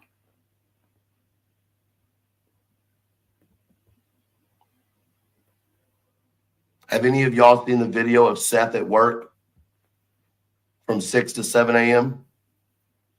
Any of y'all seen that video? See, this is the minute where the word asshole tries to come out of my mouth, but I'm trying to be a dignified creator and not say it. So, have any of y'all seen the video of Chris at his campground Sunday night? Well, I tell you what, I have seen elevated. A man who claimed on Nancy Grace, no less, which is in fact national coverage.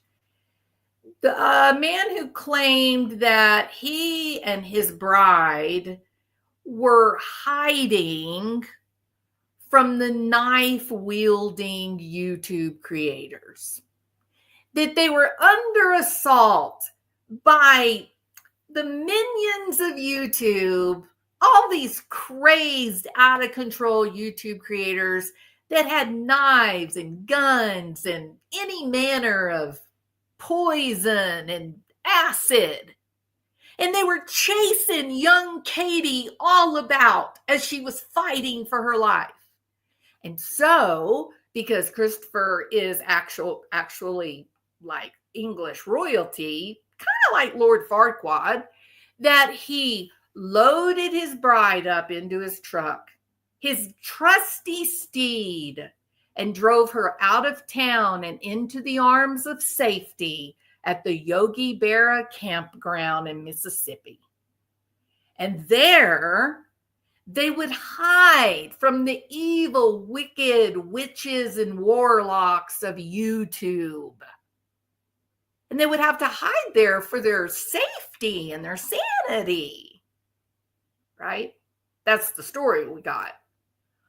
Well, I got a question for you, young elevated truth. If you were hiding, would you park your camper on the very front row, right by the front gate, easily seen from the highway? Or would you ask for a secluded campsite, a place that you could park and know that most people couldn't see you from the road? I know where I would want to be if I was hiding.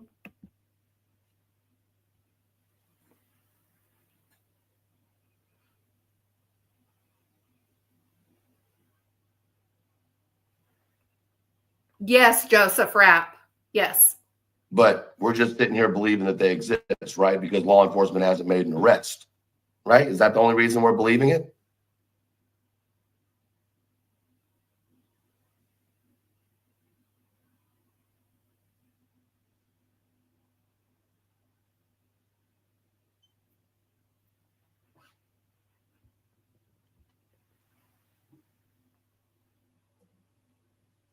I want y'all to answer something for me. Okay. I feel like this was something that was overlooked. Okay. When the emails came out about Seth, Katie, and Chris discussing putting Sebastian into a home, obviously we all remember that, right? Yeah. Put a rooster in the chat just to make sure that we all remember that. Oh, it's a rooster. It's a rooster kind of thing. He said, put a rooster in the chat if you remember that. Guys, I will read your super chats, I promise. I do hope the man feels better soon. He seems to be very sick.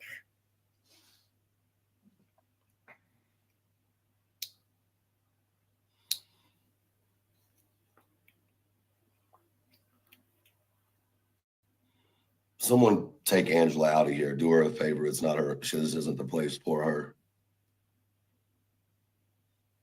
Why? Because she has Okay. an opinion different from Now yours? let's talk about this email for a second.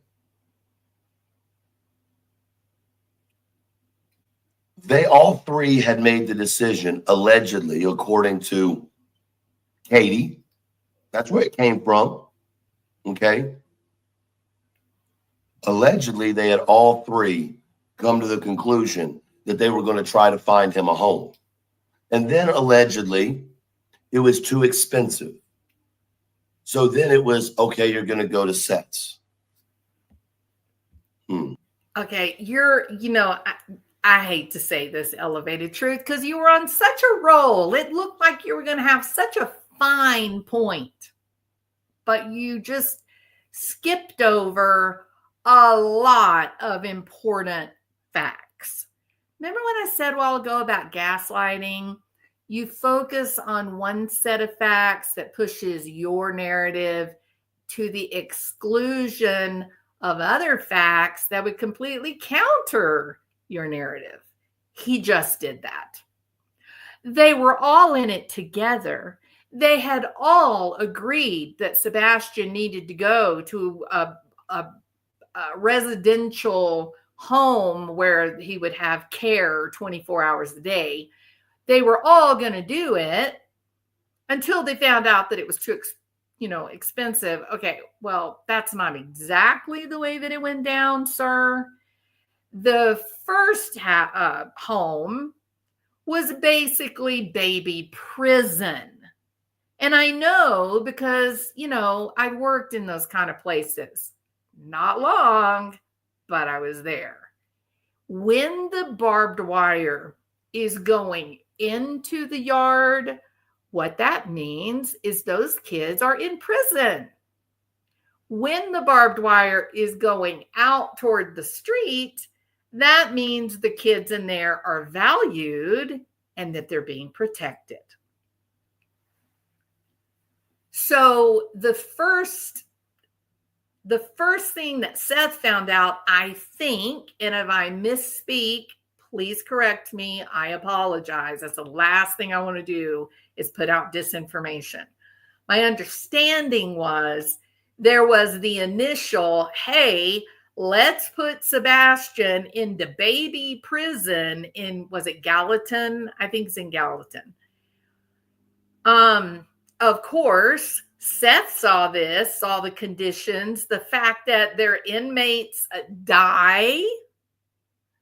And he said, hell no. I'm not putting my child in that place. And the very fact that you would even ask me to consider it is just crazy. No way. And they ended up getting from someone who apparently works in this field, the lady that they spoke to, the professional that they spoke to, gave them some recommendations of places that would be appropriate, that would care about helping Sebastian. He would be treated in a safe and dignified manner, and that he would be there in an environment where he was protected. That's the recommendations that were given. And at that point, I think all three of them saw the price of an actual authentic and decent facility. And when they saw the price, they were like, oh my God, we can never afford this. That's the way it happened, Elevated Truth. They did not all get together and say, hey, let's incarcerate Sebastian as a 15-year-old kid. Yay, let's do that. That's a great idea. Not how it happened, buddy. Absolutely not how it happened. It was Christopher and Katie who chose the hellhole in Gallatin. And it was Seth who said, nope, not happening. And when they got referrals to appropriate placements where he would be safe and cared for, they all said, holy crap, there's no way we can ever afford this. That is how it happened. And it was Seth that said, I want him to come and live with me. If we're not going to be able to afford a place where my kid is going to be taken care of and safe, then I would prefer if he came to live with me. You really need to work on this, Elevated Truth. I mean, if you want to live up to the great name of your channel, I think it's a great channel name myself. So if all three of them were okay with putting him in a facility, why would it make any sense for one of them individually to kidnap him and go hide him in a facility? They all three had agreed to send him to one. No one needed to go grab him, hide him, and put him somewhere. And yet, Elevated Truth, do you remember the night on Web Sleuths when Christopher Proudfoot was particularly obnoxious and off-putting, that Seth called into the show and he was a wreck? Like, he's deep in grief. This is a man who is he is so sad about his child. You don't fake that depth of grief. You just don't. It's real. There's no excuses. It is what it is. And he called into the show, and Christopher Proudfoot knew that he was deep in grief because Christopher stepped up and tried to stop him from talking when Seth was about to kind of lose it, right? He says to Christopher, as he cries in Elevated Truth, Seth says to Christopher, did you guys take him and send him to one of those schools or one of those camps? I think maybe he said one of those camps. And very, very, very, very quickly, Chris says, no, don't do this here. No, we didn't do that. Seth, don't do this. Get it together, buddy. You'll be okay. Oh no, this story about sending him to the hellhole in Gallatin has been around a long time, Elevated Truth, going all the way back to when Christopher and Heather and the rest, Gray Hughes, the night that they were all on Web Sleuths, that was already being talked about then, but nobody really understood what it was that Christopher and Seth were referring to. Now we do. Allegedly, the issue was the money, the cost of it. So if three of them can't afford it, how the fuck is one of them going to secretly afford it? But no one wants to talk about that because that doesn't go along with the agenda. One of those hats for you, girl. That makes no fucking sense. Yeah, because you're lying, Elevated Truth. Your channel should be called. But nobody wants to talk about the goddamn trash truck, huh? Oh, here we go. Nobody wants to talk. I told you you're getting sucked into madness. We just jumped from him misleading you and confusing you about the story of the homes. Now he's immediately jumping into the trash trucks. Damn, Elevated Truth. You had such promise at the beginning of this, and now look at you. You're all down in the muck, big guy. You're down there in Skid Row, sliming around down there with the other slimers. About the goddamn trash truck, huh? Oh, what trash truck are you talking about, Truth? I don't know, the one you saw in the neighborhood that day?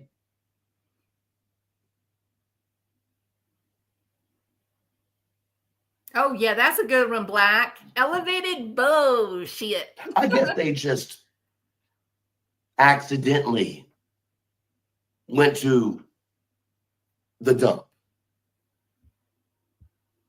I guess they just cautiously went. They didn't have a reason. I know. Isn't that weird? That's so weird that you say that. You know what happened on December the 11th, 2024? East of Knoxville? Yeah. Seems to me there was a body recovered from the dump. the big one, the landfill. And weirdly, no one's talking about it. It's so quiet. Elevated bullshit. I wonder what that means. They were just pulling that out of the air.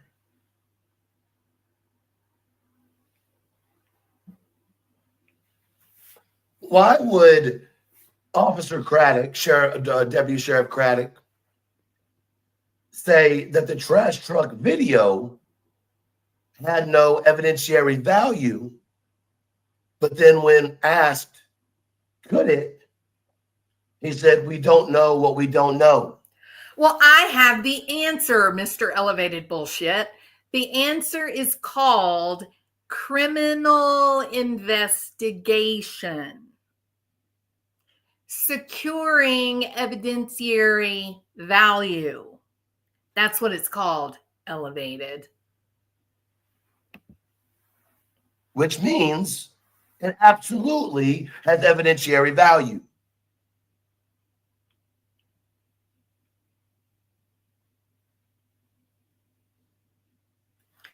Something just came to me.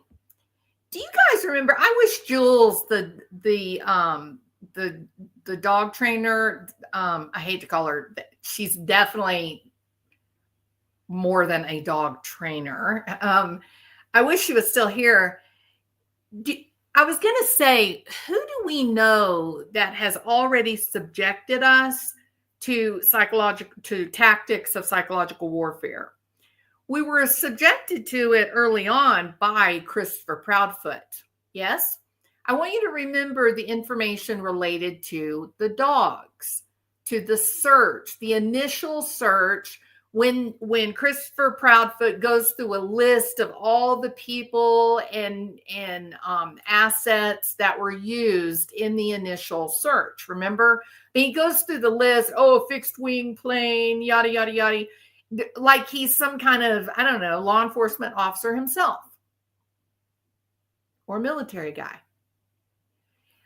He has already subjected you, the public, to psychological warfare. Remember, information that is designed to make you discount the truth or to experience intentional confusion so you don't know what to believe. What did he tell us about the dogs? There was so much confusion about the tracker dogs. We actually had people like Jules, a military officer whose primary mission was her bloodhounds, her tracker dogs that she trained, military dogs, search and rescue. This man, Christopher Proudfoot, used psychological warfare, disinformation, propaganda to make us all confused about the results of the dog's tracking scent. Even the police were confused. In one of the interviews, they sort of looked around and said, no, I don't think we did get a hit. And somebody else said, but we did. Nobody knew what the hell happened with the tracker dogs.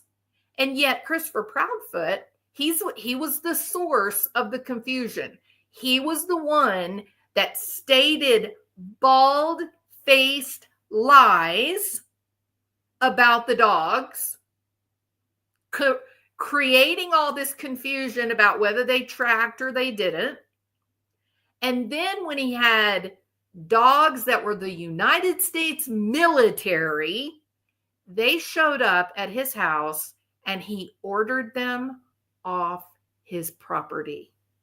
Now I ask you, fine, intelligent, honest people, does that sound normal to you? Does that sound like an honest man to you?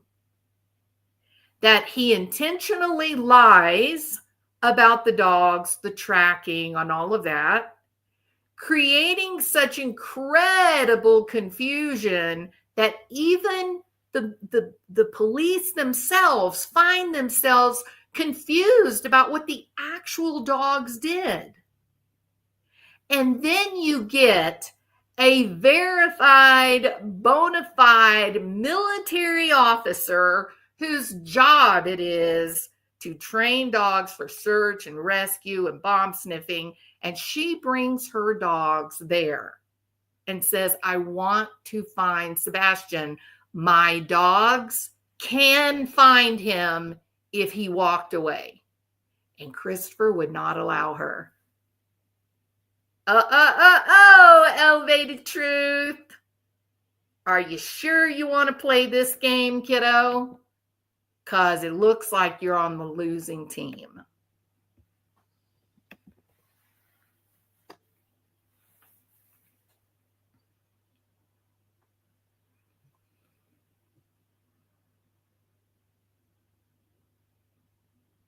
He's thinking about that.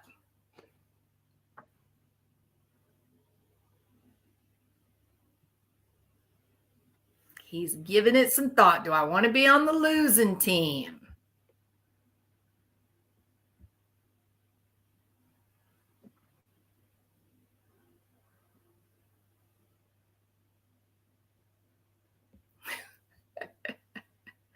All right. Now then, I want to take a minute, read your super chats. And frankly, let me say this. I feel like it's Christmas because I don't ever get super chats or anything like that. So I am particularly grateful. You guys are very sweet. Black Rose, you have been a very good friend to the channel. I appreciate you and love you. Thank you so much. Holly S., they said it is only criminals because running away is a crime. I about died. Listen, sister, me and you both were on the floor laughing our asses off. Rochelle Black, so grateful. Thank you so much for your super sticker. Lisa, thank you so much. I'm deeply appreciative. I gotta buy granny gifts for that sweet little baby granddaughter that I have. Thank you so much. And Black Rose, like I said, she is a great friend of the channel. She gave a second super chat. Thank you so much. She said, I agree with you, Jules.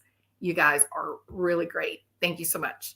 Now, maybe Elevated Truth has now decided that he wants to be on the winning team, which is the team of truth. Let's see. Dun, dun, dun, dun, dun, dun, dun. Dun, dun, dun, dun, dun. Dun, dun, dun, dun, dun, dun, dun, dun, dun, dun, dun, dun. Dun, dun, dun, dun, dun, dun. Da, na, na, na. Y'all are worried about cars, lights, pretend flashlights. Look over here, not over there. Y'all got to be smarter than this, guys. Shame and humiliation over the target.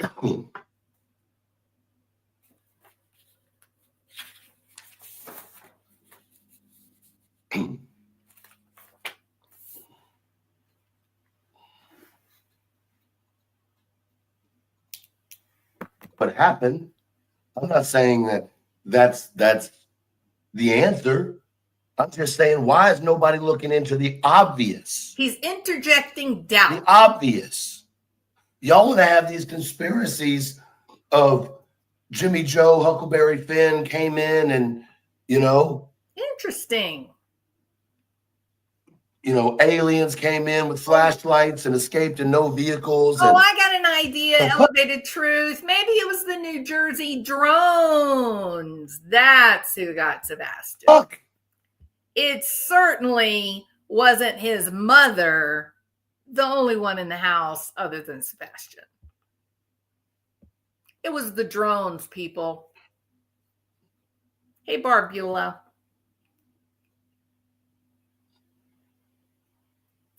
Well, you got to ask yourself, Barb, why did they run away? I'm not holding my tongue very much longer. I'm going to put it that way. Oh, that's ominous. Something wicked this way comes in the channel of elevated bullshit. Speak your I'm truth, going to put brother. it that way. I'm not holding my tongue much longer. Do it. Talk. Why are you holding it? Spill it. Spill the beans. See, there's the one thing in my life since I got sober that I take pride in. Yep. Right? Yep. That I take pride in. You should take pride in that hat. Being true to yourself is very important. He is so right. Integrity is everything. If you build your life on anything other than integrity, your kingdom is built on a foundation of lies. Don't. You got to know who you are, and you got to have the courage to act according to your values and your morality. He is so right. He's 100% right. And I'm not kidding about the chicken, Elevated.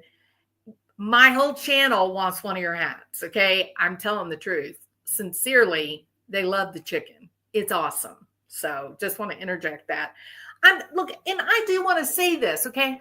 I know that I'm being kind of obnoxious and off-putting, and I apologize, but I'm making a point here, okay? What this group did was absolutely unacceptable and potentially illegal. You can't interfere with an investigation at this level, like what they're actually doing here. You haven't quite seen it yet, but it's coming. Right? Being true to yourself is very, very important.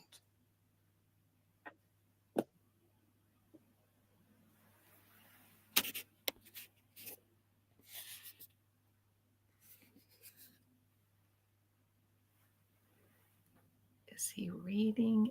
And some of y'all motherfuckers, some of y'all have been doing some shit. Yeah, they have, Elevated Truth. And see, this is probably what's going to happen. Because I've said what I just said, some people are going to get nervous. I'm going to get doxxed. I predict it. Don't do that. Don't dox anybody, y'all. That's not okay. I predict it. Because the truth is, there's really not a reason for you to dox him or anybody else for that matter. The cops have the information. They can easily find out who he is. No question. I mean, they all know the cops. So don't dox. There's crazy people on the internet. People get hurt. Don't do that. Don't be involved in that kind of nonsense. Be better than that, folks. There are some creators out here. There are some creators out here who are working really hard. And very soon, I'm going to be able to tell you who those creators are. Now, I'm not sure why he said that. That seemed a little strange. But, you know, he's going to tell us who to trust and who not to trust, right? No worries. I think it's interesting. I think it's real interesting.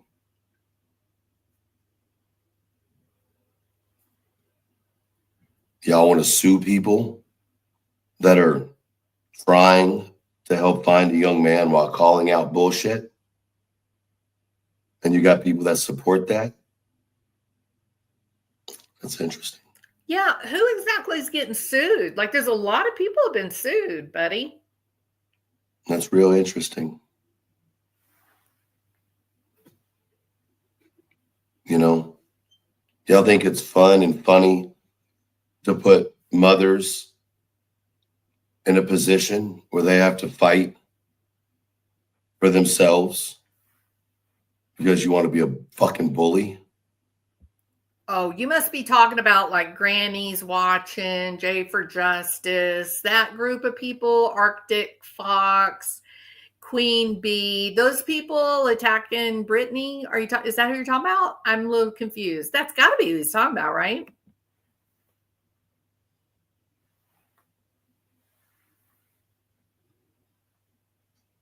You know, it's crazy to me. It is crazy. Listen, I may or may not even like Granny. What? Doesn't matter. Granny. What does matter is she doesn't deserve to be being sued. Well, oh gosh, I got whiplash. That was a game changer, wasn't it? Because we're thinking, okay, well, we know that Bullhorn Betty's been sued, Queen Bee's been sued, um, Mommy Ramblings got sued. Like, there's a lot of people getting sued. But I was kind of thinking about just like the group covering Sebastian's disappearance. That's Granny's watching going after Brittany for months, I'm sorry, did I say months? Years. Elevated Truth. This is something that goes way back, dude. Has zero to do with Sebastian Rogers' case. In fact, it's connected all the way back to Natasha Cooper. Who remembers Natasha Cooper? Remember, she and Mommy Ramblins were going to get naked and they were going to like walk on the table or ride bicycles naked or something. Remember that? It got a little weird, to tell you the truth.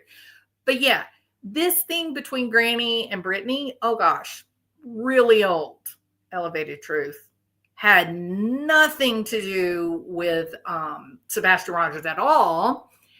And this big, huge fight happened in the drama community.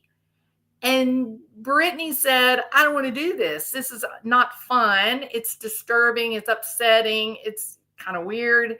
And so she started talking about true crime. That's it. Just doing true crime. And all of a sudden, Granny's watching, start talking about true crime. And then Granny's watching changed from being a creator that I was listening to every day and enjoying watching her to, oh my God, what happened? Why is she unhinged? She became so obsessed with Brittany. And there were some very strange conversations, Elevated Truth. There was some really strange conversations that I'm not even going to rehash here because, frankly, it doesn't matter. But the point is, it seemed to me, as an observer, Granny's watching chose Sebastian Rogers' case as the battlefield for when she would finally get her revenge on Brittany. That's right.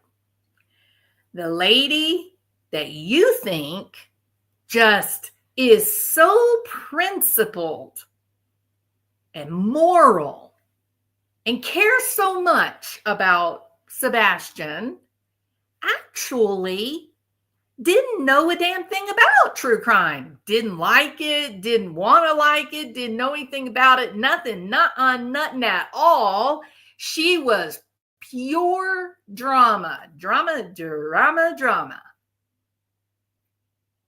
Until Brittany chose not to be part of that anymore and built a channel that was focused on true crime. That's the truth.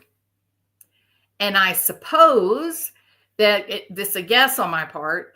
Maybe Granny's watching felt like it's easy to do true crime. That you just like look at an article that someone else wrote and read it, which really is not ethical. But maybe she just thought, hey, this is a way that I can get Brittany. If I go into the true crime community and I get more subscribers than Brittany has subscribers, then I can be the winner. But it wasn't enough. It got weird and creepy. And they even invented Elevated Truth. Listen to this, big boy. They even invented a new community. It's called the, drumroll, Crama community. Isn't that clever? You see what they did there? They took the word crime and drama and they melded it together. And they made their own community called the Crama community. And it is not for the faint of heart, Elevated Truth. The Crama community, that is a place that weaker men dare to go. In fact, I think most men, all men, I think, refused to enter the trauma community. Well, some men have been there, but they're questionable. But nevertheless, the trauma community is kind of a dark, murky, scary place, elevated crime, truth, because they don't give a damn about investigations or trials or the law. They just want to hate each other. They just want to hate each other and attack each other and say, I'm better than you, namey, namey, boo, boo. That's all they care about.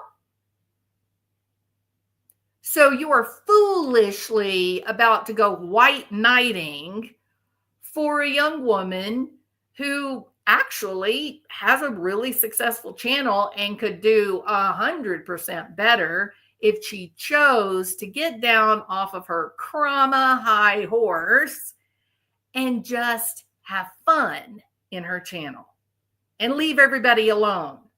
Because Granny has turned out to be one of the bigger bullies, in my opinion. And which is a real shame because I really liked her.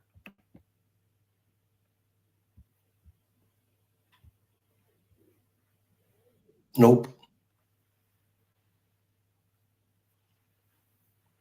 I find it interesting that you can get restraining orders against a woman who, by obvious means, most people don't like. I get it. But it's interesting to me that you can get a restraining order against Bullhorn Betty, but you won't get a restraining order against Dog the Bounty Hunter when he encouraged people to come kick in your front fucking door. Well, now that is very interesting, isn't it? Elevated truth. Again, here we go. Psychological warfare includes the spreading of false or misleading information in order to create confusion so that they can undermine fact and truth. These disinformation campaigns, also known as propaganda, mix truth and falsehoods in order to make the falsehoods more believable. The overarching goal is to create doubt and division, making it difficult for the authorities or the enemy to discern actual truth. These types of tactics, psychological warfare, is used in politics, military operations, media, criminal investigations, and let's just say it, the streets of YouTube. Why is that? I don't understand that.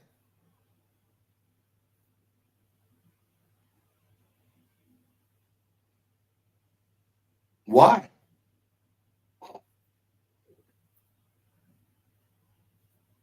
Why haven't you filed any paperwork against Nick? He's out here suing people that are trying to find your son, calling you a murderer, calling you a this, a that. Now, again, remember what he's doing.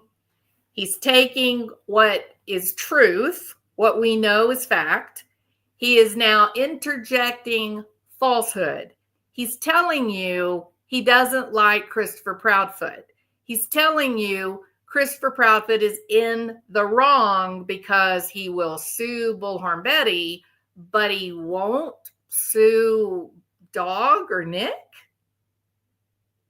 He's intentionally creating confusion, and then there'll be a transition where you will get sucked into the madness. Remember, he's leading you down a path. He knows what he's saying. He knows what he's doing. There's an ultimate goal. Where's the legal action against him? That's fucking weird. Yes, opinionated. Yes, 100%. That's fucking weird.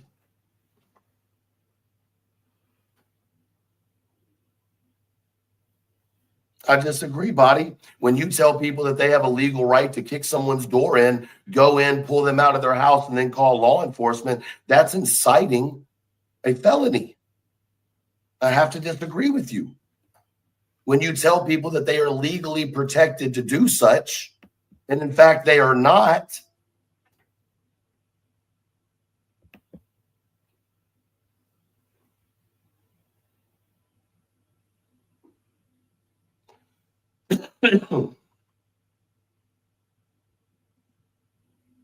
I'm not here to be a lawyer. I'm just saying it seems real weird that we're picking and choosing. Is Elevated Truth a lawyer by training? Do y'all know? Hey, fugitive recovery agent, welcome. Who knows? Is he an attorney? Why did he say that? I'm not here to be an attorney. It kind of sounds like maybe he is one.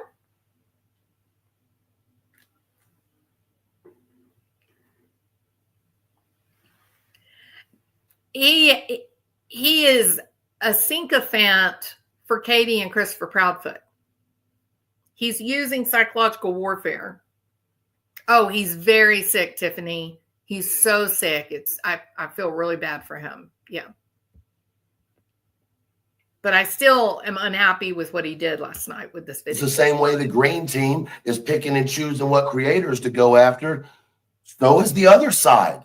Oh, the green team is picking and choosing who to go after? Really? Who all has Brittany gone after? Just Granny's watching. But that's something that you obviously don't know about, or you would know that Granny's watching has been ruthless against Brittany. Used to make her cry all the time.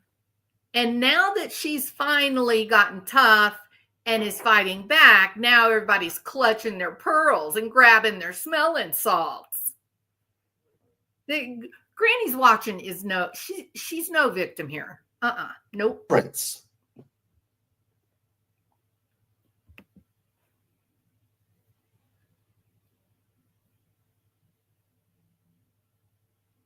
Yeah, right, Tiffany. I would. For sure. Baby son, everybody wants the chicken hat. They love it. And I'm not taking one side to the other. This isn't a dislike towards Chris. I don't dislike Chris. I actually think Chris is a decent dude. I have nothing against Chris. But facts are facts. He believes that Chris is a decent dude. But he just screamed and yelled about how Chris wouldn't do anything to find Sebastian. You're being manipulated.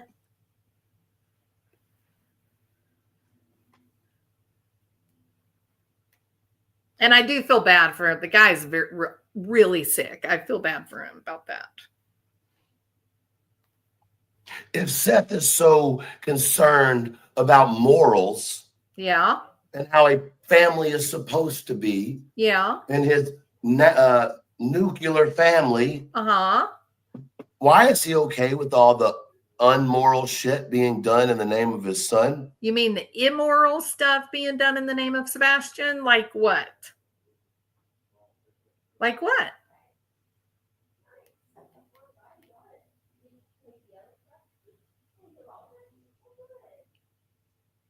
Well, what immoral things have been done in the name of Sebastian?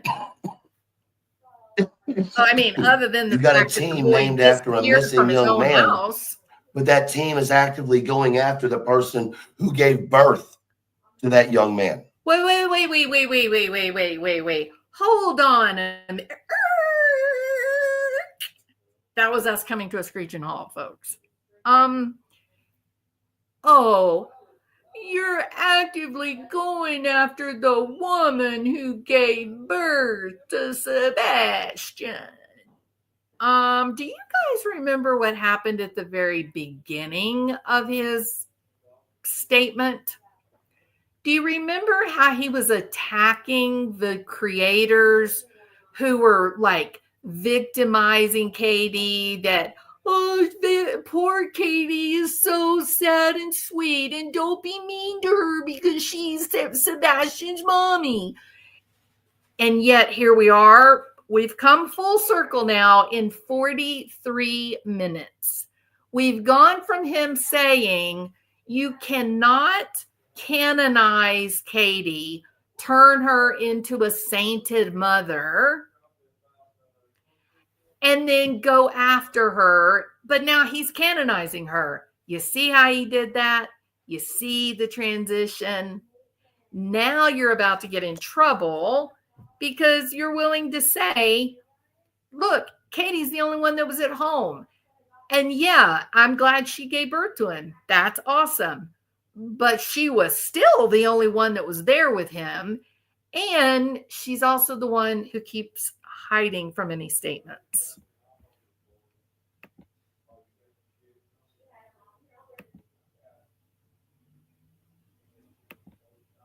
How is it? How is it that all the way up until right before Sebastian went missing,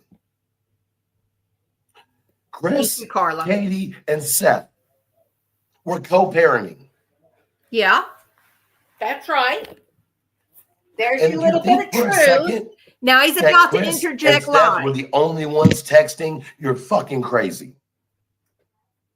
Because Katie and Seth had a texting relationship too. If I'm lying, sue me. You won't. So why is this picture being painted that Katie is so scared of Seth? Why? How? I didn't know she was. How is that possible to be painted?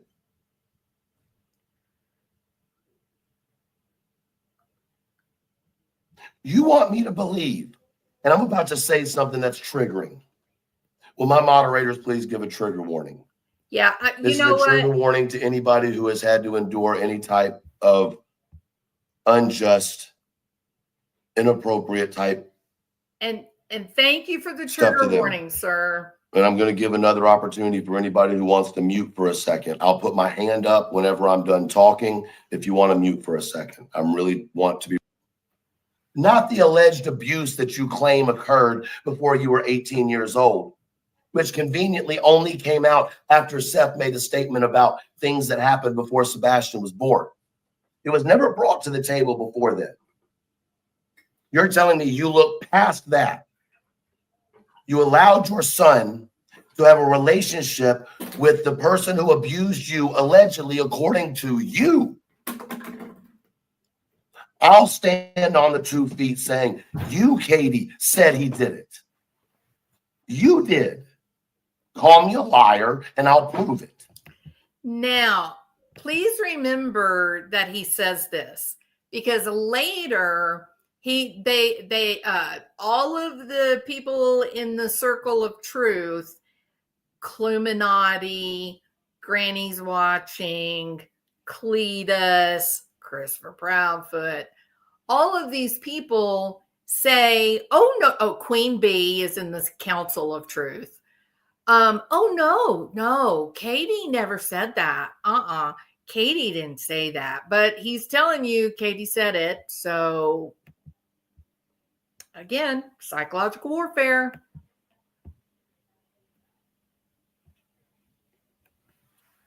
You want me to believe that a GoFundMe was more hurtful, harmful than any of the accusations that were made?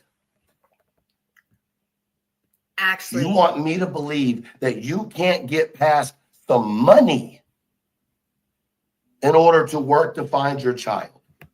Okay, so actually, since you asked Enhanced Truth, so he's referring to the thing that broke up this beautiful co-parenting relationship between Christopher, Katie, and Seth was that Seth's sister made a GoFundMe for him, right?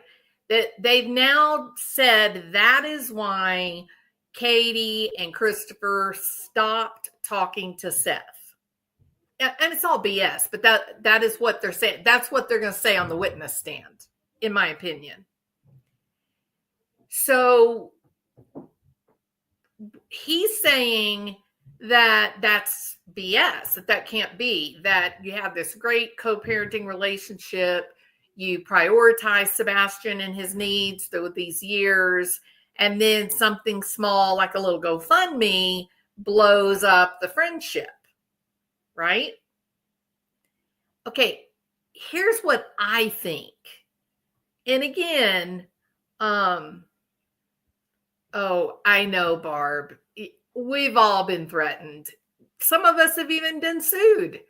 Christopher Proudfoot is what you call litigious. He thinks that he's God, and, apparently the judge does too, because law enforcement and the judge seems to do whatever Chris Proudfoot wants them to do. So you're in very good company, Barbula. We've all been threatened. All right. Now then, back to this point that Elevated Truth is making. My opinion is, it doesn't mean it's right. It just means this is the way I see this situation. I do believe, Elevated Truth, that the GoFundMe did, in fact, blow up the fakey fake relationship. Why do you think it upset Christopher so much that he was willing to make himself and Katie look bad by failing to communicate with Seth?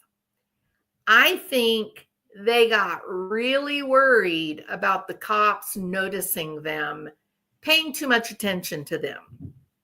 I think that the GoFundMe is something that they call motive in a criminal investigation. Like a big life insurance policy is motive. And we learned early on that Christopher Proudfoot and Katie and Seth had an agreement where they said, we're not going to do the GoFundMe stuff. We're not going to do the fundraising because we don't want the look of impropriety, AKA, we don't want to look like we had a motive for disappearing Sebastian. And Seth is innocent in this thing, right? According to my calculus on this, that he's just like, okay, whatever you want. All I care about is where's my kid? Why are you even talking about GoFundMe? I don't give a damn about GoFundMe. Where's my kid? He's not really paying much attention, but this really was very important for Christopher and Katie. He actually made Seth promise not to get money donations because he didn't want motive. What does that sound like to you? Does that sound like a guy who might or might not be afraid of potentially being a focus of a criminal investigation? Maybe. I don't very often go around my day thinking about motive.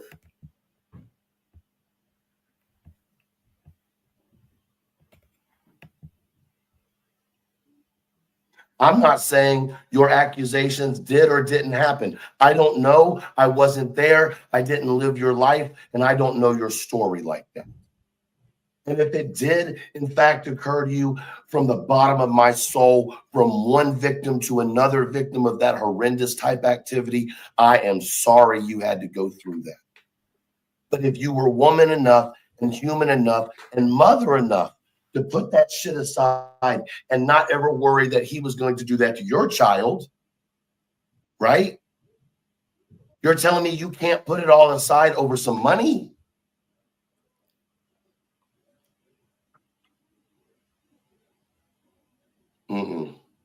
No. I know, Elevated. That don't work for me. I feel the same. That don't work for me.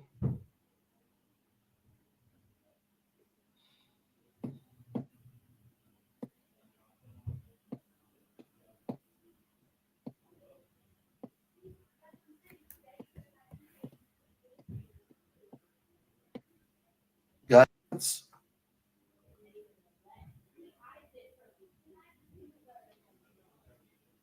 Chris, Katie, what? And Seth. What? Now, I've never met Seth. I've never had a conversation with Seth. But the reports are out there. The testimony's out there. Here we go. Y'all get ready. Why have y'all hidden the big secret this whole time, Chris, Katie, and Seth? What's the big one? Or maybe it's not a secret at all. We all know it. It's just not pertinent to Sebastian going missing. Maybe moral people choose not to bring that topic up. Are you thinking about letting the cat out of the bag there, buddy?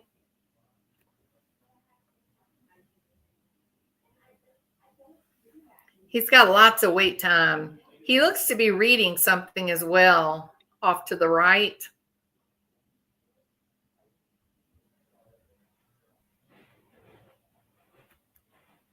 And Thor, you're right. Nothing I'm saying is going to change what a lot of creators are doing. It doesn't change what I'm saying is being not fact. I'm just speaking my mind. You can speak your mind. I mean, that's what we're all doing on YouTube. We're speaking our opinions and our thoughts. Queen, I dropped you a link in the chat. Glue, I dropped you a link in the chat. Now, he's been talking about, all these aggressive, horrible bullying. Guys, I hope y'all know this is not comfortable for me to do. And how it's not very nice and it's not helpful to have all these bullied creators. Now, watch who's on his channel. I hope y'all know that I'm extremely uncomfortable with the conversation I'm having right now. You don't seem uncomfortable. This conversation probably is not enjoyable for any of y'all as well. Yeah. At least Chris. Mm-hmm. Because he, went to the vigil, tried to. He did. And then the next day it was right back to, he didn't attack Chris the next day. He only attacked Katie, right?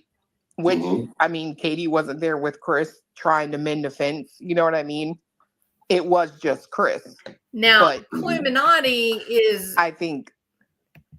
Cluminati is promoting this belief, this idea, this disinformation that Christopher is just a great guy and all he ever wanted was to be friends with Seth. And no matter what happens, Christopher just puts good feelings and thoughts out into the universe. And he goes to Seth and he apologizes and tells Seth how much he cares for him and how everything's going to be all right. And he just wants to be his friend. But Seth is the bad guy. Seth rejects Christopher's offers of friendship. And Seth then takes it out on poor old Chris, who believes that nonsense. He probably was, speaking for her, saying, like, you keep attacking me and her and whatever. But I don't know. Queen, do I need to drop another? Here, I'll drop it again for you. It may have gone up too far. This case is literal psychosis. Yes, it is. Literally nothing. And I said it on my live and I meant it. Like, if I were in this situation and the person that I fathered, the person that fathered my child was doing all of this, I would be furious. I would literally be furious. Isn't this interesting? I thought when I first heard this, I thought this is fascinating. So now we've got a bit of a plot twist here. Like previously, when this started, Elevated Truth was like, oh, these three parents, they're so horrible. They're so awful. They don't care about finding Sebastian, blah, blah, blah, blah, blah. Now we're getting to a different chapter, a different Roman numeral in the outline. And Cluminati says, oh, poor Chris. Oh, he's just doing so much. He's just tried so hard to work things out. And Seth is so hard to get along with. He's so bad. He's victimized Christopher and Katie so badly. He's done such terrible things to these two decent, good, wonderful people. Remember, psychological warfare, disinformation, propaganda, mixing truth with false information so that the truth is either hard to find or it's hard to believe it, right? The reality is that Christopher Proudfoot has literally sued people to stop them from searching for Sebastian. That's the truth. There's not even any blurry lines. It's actually the truth. So now it's going to be Cluminati's job to try to portray Christopher and Katie as hapless victims. But didn't Elevated Truth start this live by attacking people that were defending Katie, that were turning her into a grieving mother, that they were letting her get away with culpability because she was the biological mother of Sebastian? Disinformation, psychological warfare, propaganda. This, like, what if this preacher isn't involved? I'm going to go on a limb and assume he's not. Yeah, that's But probably a really good what are you assumption to doing? make. Not only because it doesn't just stop at the preacher, right? It goes to the entire congregation, Correct. the entire community of people who go here. Yes. Literally to their sanctuary to worship. Correct. So if you don't know what you're talking about, it's this very queer, unusual turn of events. Apparently, so everybody knows Tyler Feller. He's done true crime stuff for a long time. I was on a couple of panels with him. He's a great guy. He's super nice, very smart guy.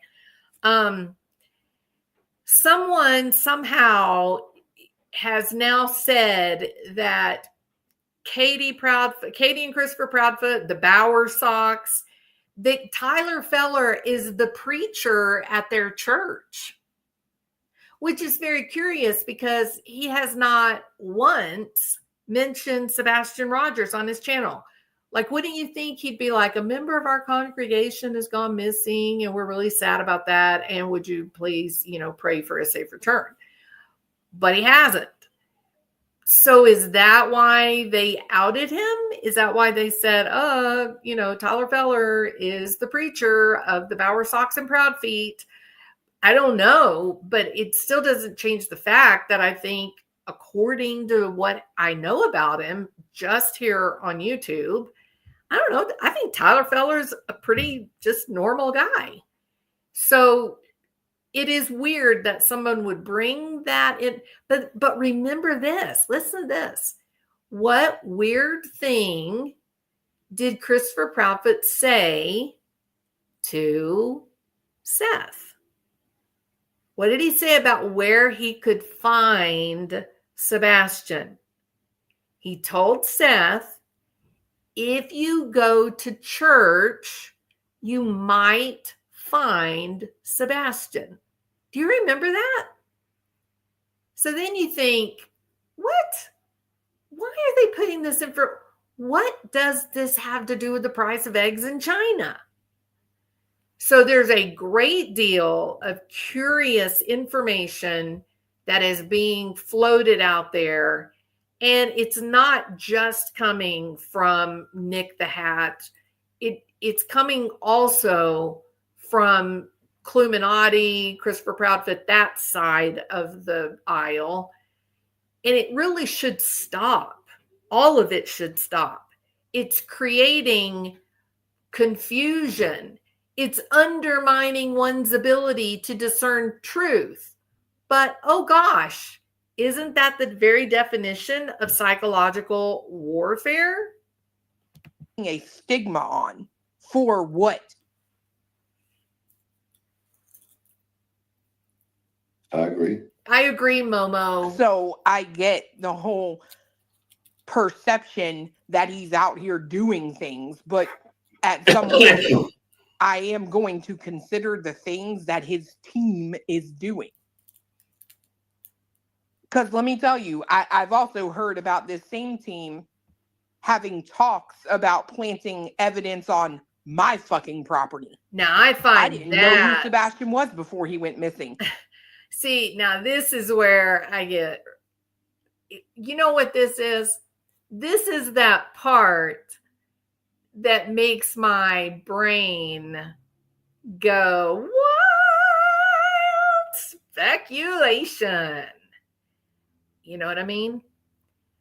I don't think I have ever had a thought in my head that someone was going to plant something on my property. Like, that has never gone through my mind, ever.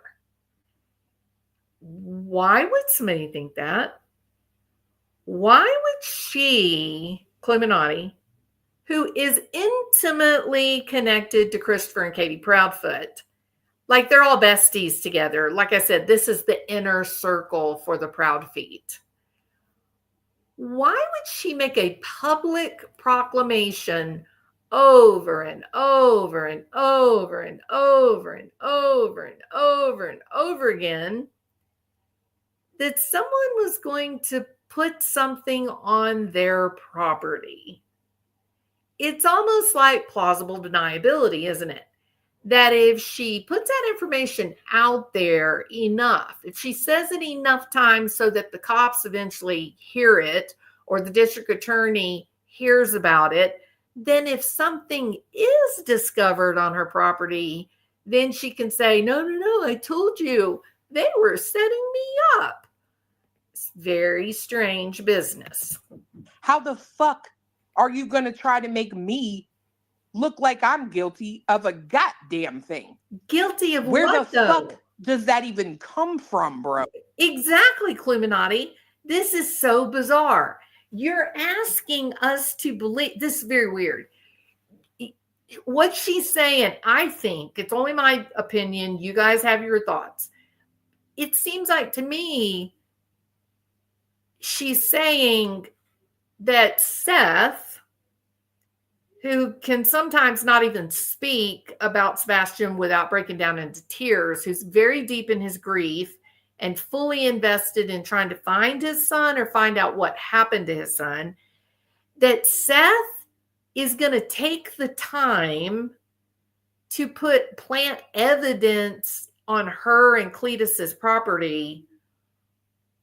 For what, Cluminati? Why would he want to do that? It's strange and off-putting to even think that, much less to say it, and you say it a lot.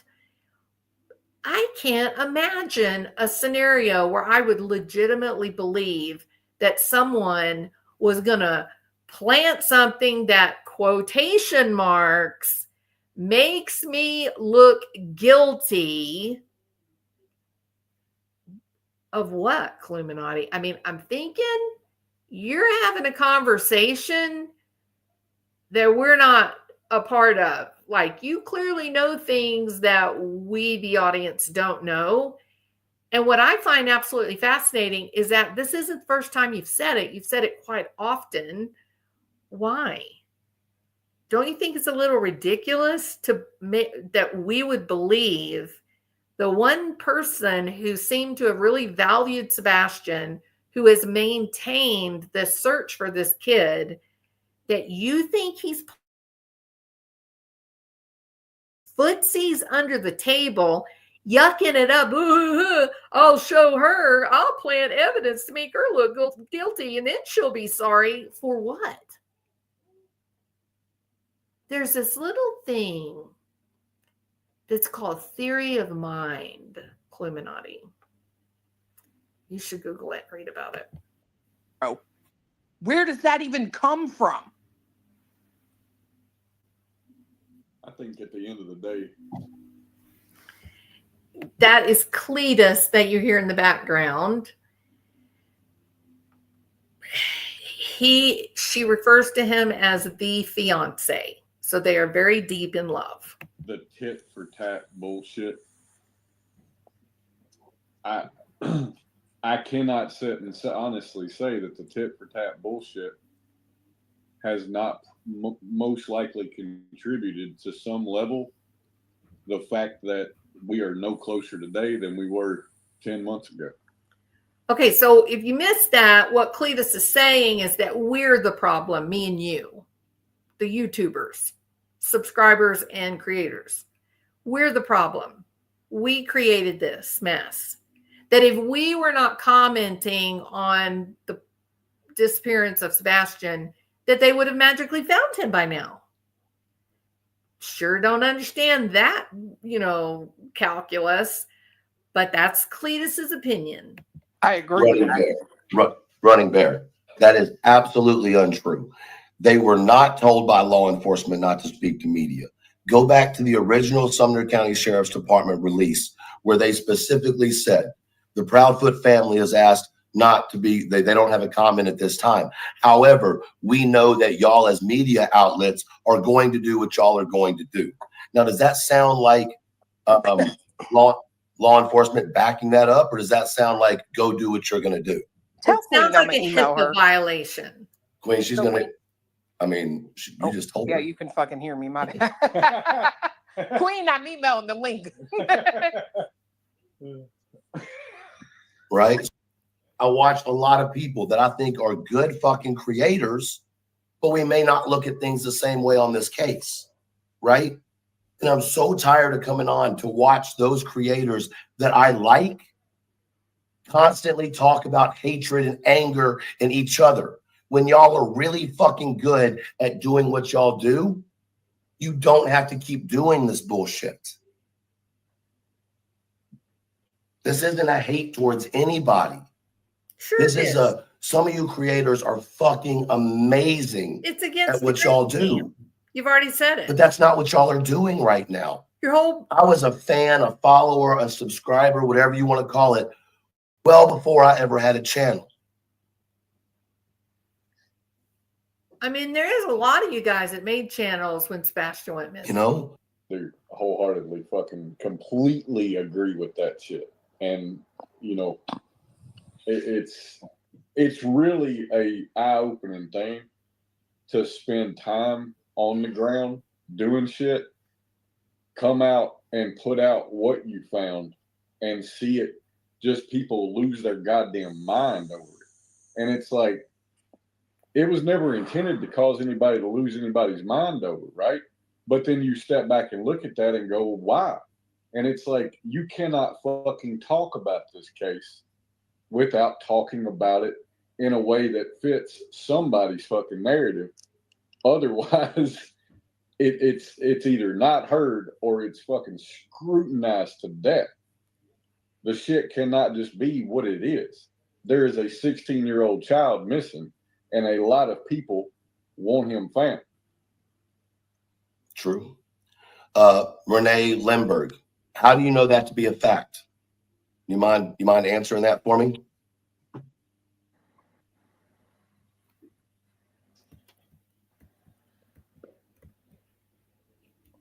Did he just say Betty was a good creator?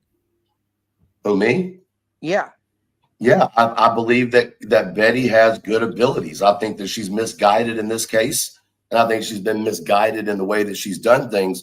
But I do believe that at her core, she is good at researching. It doesn't mean that I'm going to support her, but I have a respect for any creator who's going to step out and just be themselves. Thank right? you so much. It doesn't mean I have to like them. It doesn't mean we got to be that. friends, but I can show mutual respect.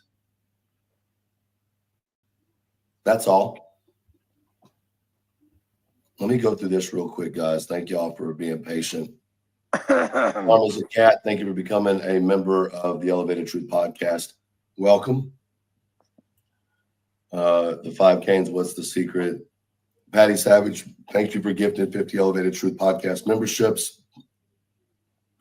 If you got those memberships, please make sure and thank Patty. Thank you for being here for 1 month as well, and a member of the Elevated Truth Podcast. If people can't pick up what I'm putting down without me saying XYZ PDQ, they no disrespect, but they don't need to know. Right. You know, we're at a place where everybody looked at this email being released, right? As, oh, you know, wonder why did they bring it up? But nobody looked at the fact that all three parents had thrown their hands up. Yeah, I already talked about that. Which is that the same one that was just out there with the whole, let's, you know, not talk about, they knew about the girlfriend and the boyfriend leaving and all that? Okay. See, I ain't talked to Chris I in a don't- long time. I haven't talked to. I swear to God, I ain't talked to him in a really long time. Me neither. Okay. Chris and Katie quit talking to me. That's fine. I don't care. This has been 2 months ago. Talking to them, I just, you know what I'm saying? I don't really. Let me say this because I want to be clear about this. I'm not saying this because they quit talking to me. Like they didn't quit talking to me because there was a falling out. We quit talking because there was nothing more to talk about. I'm not there to be your friend. I'm not there to be your buddy. I'm there to find out as much as I can about Sebastian Wayne Drake Rogers. When there's no longer anything else that I feel that I can find out, I'm not there to kick it with you. And they knew this the whole time. This is no secret. I was very blunt and open with my reasoning for talking to them.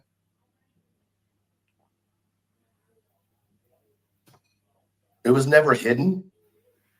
I've told Katie since day one, I think she's guilty of something to her face. What? That's a little hard to believe. I also said it's possible that Seth is guilty of something. I've also said it's possible that Chris is guilty of something. But I don't think a 15, now 16-year-old boy disappears. And there's only one route out of the neighborhood other than the back of her car. That's The dogs went to the end of the driveway and stopped. Do I need to draw lines? Wait, what did he say? I talked over him. And they knew this the whole time. This is no secret. I was very blunt and open with my reasoning for talking to them.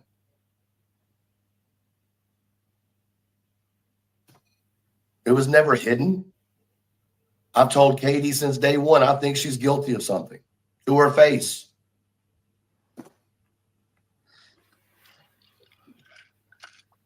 I also said it's possible that Seth is guilty of something. I've also said it's possible that Chris is guilty of something. But I don't think a 15, now 16-year-old boy disappears. And there's only one route out of the neighborhood other than the back of her car. The dogs went to the end of the driveway and stopped. Ah, there you go. Do I need to draw lines? Thank you, Elevated Truth. Just say it. True facts. True facts.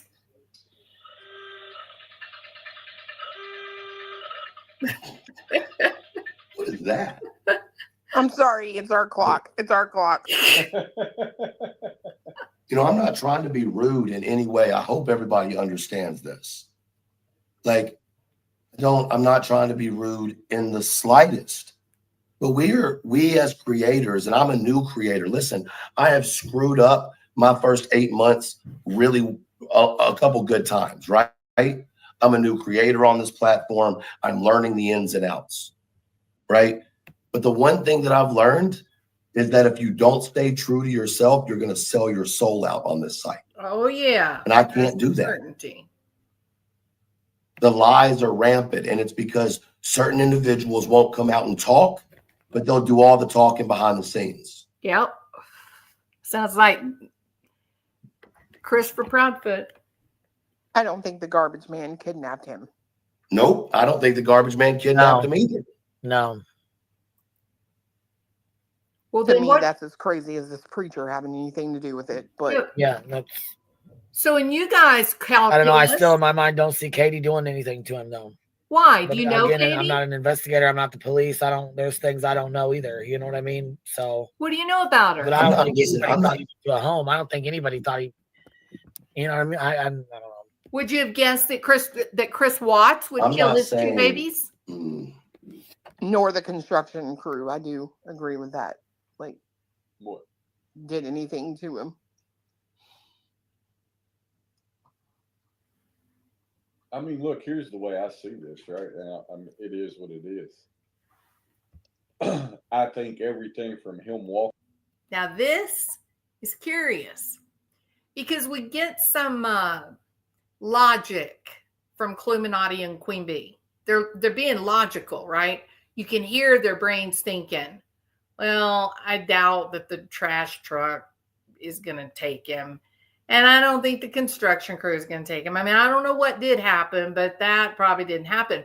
But you're only left with so many options because the kid somehow went missing between midnight and 6 a.m. No one was with him but Katie. Period.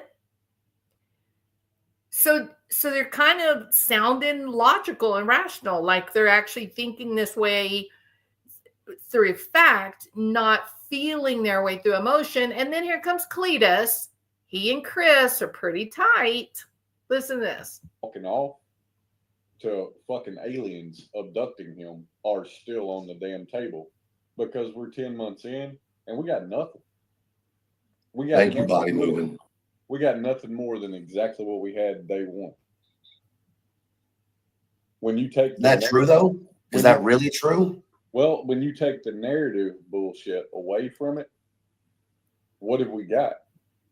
We got nothing except a bunch of shit pushed as a narrative or taken as a narrative. No, you're wrong, Cletus. That is absolutely not the truth. It is true that the absence of evidence is, in fact, prosecutory. I can't say the word. You can prosecute with the absence of evidence. That if there is something that should be there in a logical, fact-based world, something that should be there and it's not, that is evidence. Sebastian and Katie were the only two people there when he went missing. That is evidence. No narrative. And quite honestly, none of it is really, there's nothing out there that's really hardcore that says a damn thing that anybody is talking about, right? That it's just not. There's nothing out here that's really fucking moving the needle. And there's something else that moves the needle besides the fact that Katie was the only one there with Sebastian. Another fact that moves the needle is abuse. Investigated abuse with 2 children across 2 different states. This was a home where there was unchecked anger, potentially violence. There have been photographs with bruises on Sebastian's neck. Christopher Proudfoot himself admitted to striking Sebastian with a belt. There is evidence. It may be inconvenient if Christopher Proudfoot is your friend, but there is evidence there that stands on its own and does not need a narrative. Because everybody's so caught up in the conspiracies, they're not able to see what's right in front of them, in my opinion. I see it.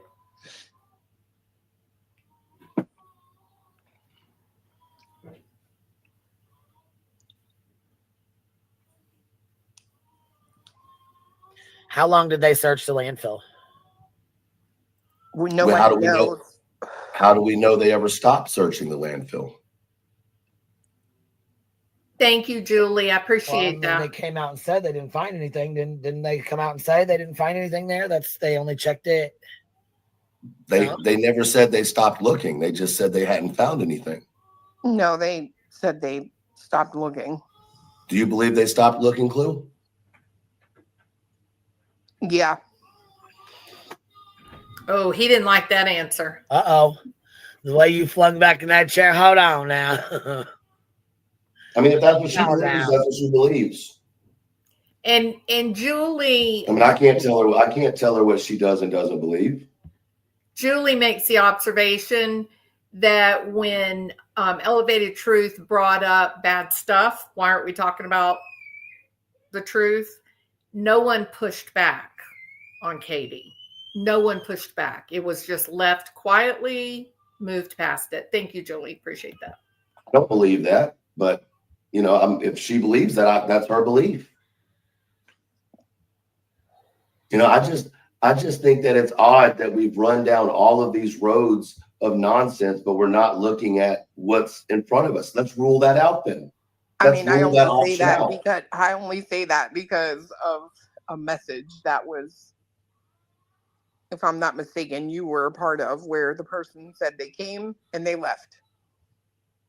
Now, if she's lying, then I don't know what to believe. But Okay, I'm just so here we have the interjection of false information with the fact in order to reduce the likelihood that people will believe the facts.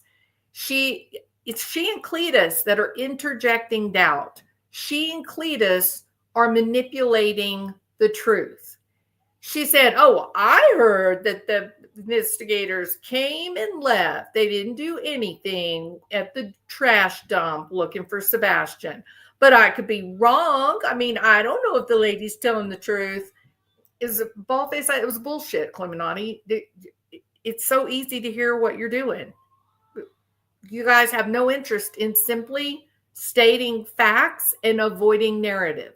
None. You have no interest in that. saying. But there's my point. If that woman is lying, then okay. But She's am not I gonna lying because she doesn't exist. take what the woman said and go with it? No, Sure. what woman? You don't know. That's like saying in a newspaper article, sources say, unnamed sources. You I think can't the believe point of this unnamed is that sources. They're not people are real. picking and choosing who they want to believe, when what we should be doing is looking at exactly what we have, right? It's that simple. If law enforcement hasn't given us anything, not a possibility, not anything, what do you think that should lead us to believe? That there's a criminal investigation, Elevated Truth, and someone is going to jail. That is what it means. That is what it is leading up to. Just ask Charlie Adelson. All right, people. Our live has been 3 hours, and we are literally 1/3 of the way through this.